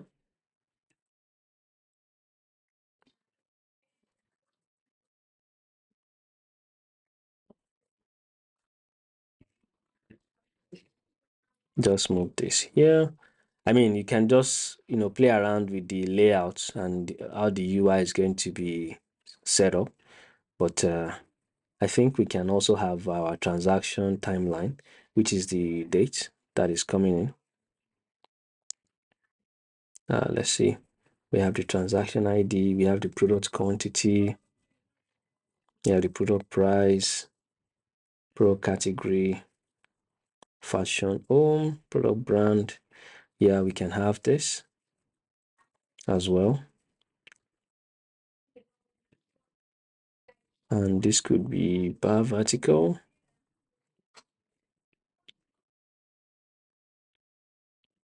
And it looks like Sony, Apple is having the highest, followed by OnePlus. And maybe we just use something like this.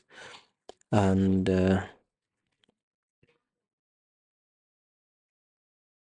maybe the sum.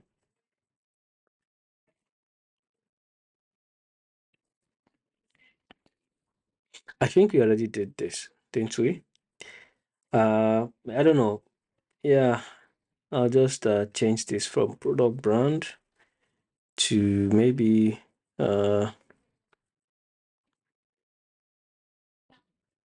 product name. Yeah, and I'll just save this. And you can see what we have in here. So basically,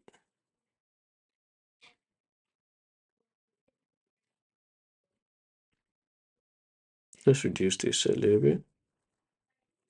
Okay, we have that. This can be on the side. This can be here. Reduced a little bit because it's not that big. We just get the data in here. And we can have our charts on the side. So yeah, so but this is basically how to do the layout and dashboarding. So you can obviously you can do more and add more visualization, including panels and all that. So you can also add controls to see maybe a time slider to see what the time looks like for each day. So in case you want to see the transaction from 12:40 and how it looks like as at this time, you can see each transaction record as at that time. I'll just leave it at that, and maybe not. Yeah, so then from there I'll just save this. I'll call this transactions dashboard, and I'll save this. Now once this is saved, then I can do a refresh maybe every 20 seconds or something like that. Every 20 seconds. Apply. And if I run this again, I just need to get data I have my pipeline running in the background, and every 20 seconds, this UI is going to be refreshed. I don't need the control. Just remove this control for now. Okay, so right now we have 68 records into Elasticsearch. And if I do a reload of this data, and more records are coming in, so we just wait for the next 20 seconds for the data to be refreshed. If I do another refresh, just wait a few seconds and wait for the refresh to be done. You can see the new records that are coming in. We have 87, and the UI is responsive to the updates. And if you want to see something like for the USD transaction, if I click on the USD here, the UI is going to be updated, and you can see the keyword for only USD being updated, and you can see something like that. If you want to remove the keyword, you removed it from here. And if you want to see something like maybe home or fashion alone, you see fashion is 100% for credit card and the way the data comes in. And while the product brand, the sum of amount, the product name, and you can see the currency breakdown in here. So if you click on any of them, the UI automatically updates itself. And that's basically how to do that. So to do a recap of what we've done so far, if you go to the architecture that we came up with, so we said we are going to work on this architecture. So the architecture we have right now, we were able to eventually set up a streaming pipeline from our e-commerce store to Kafka. and we have that is connected to Apache Zookeeper, and we are using the terminal to, instead of the control center, to do the visualization. We don't really need to do much on the UI, just to see what is being consumed. So then on the Flink, we have a layer of Flink on this Kafka that is processing data as it is coming in into Postgres and Elasticsearch, and we are visualizing the data on Kibana. So you don't have to stop at this point. You can also, add more sync to to Flink, and from there you can also do some other manipulations, some aggregations, depending on what you really want. So right now we've been able to use the sales per day, sales per month. You can also have something like sales per week. Round it up as you want, as much as you want. But that's basically I just shown you how to basically adjust what you have on Flink. So if you found this video useful, please click the subscribe button and drop a like. And if you have any comments, observation, queries, questions, or even if you run into issues and you would like me to help, please drop that in the comment section and I'll be more than happy to help out.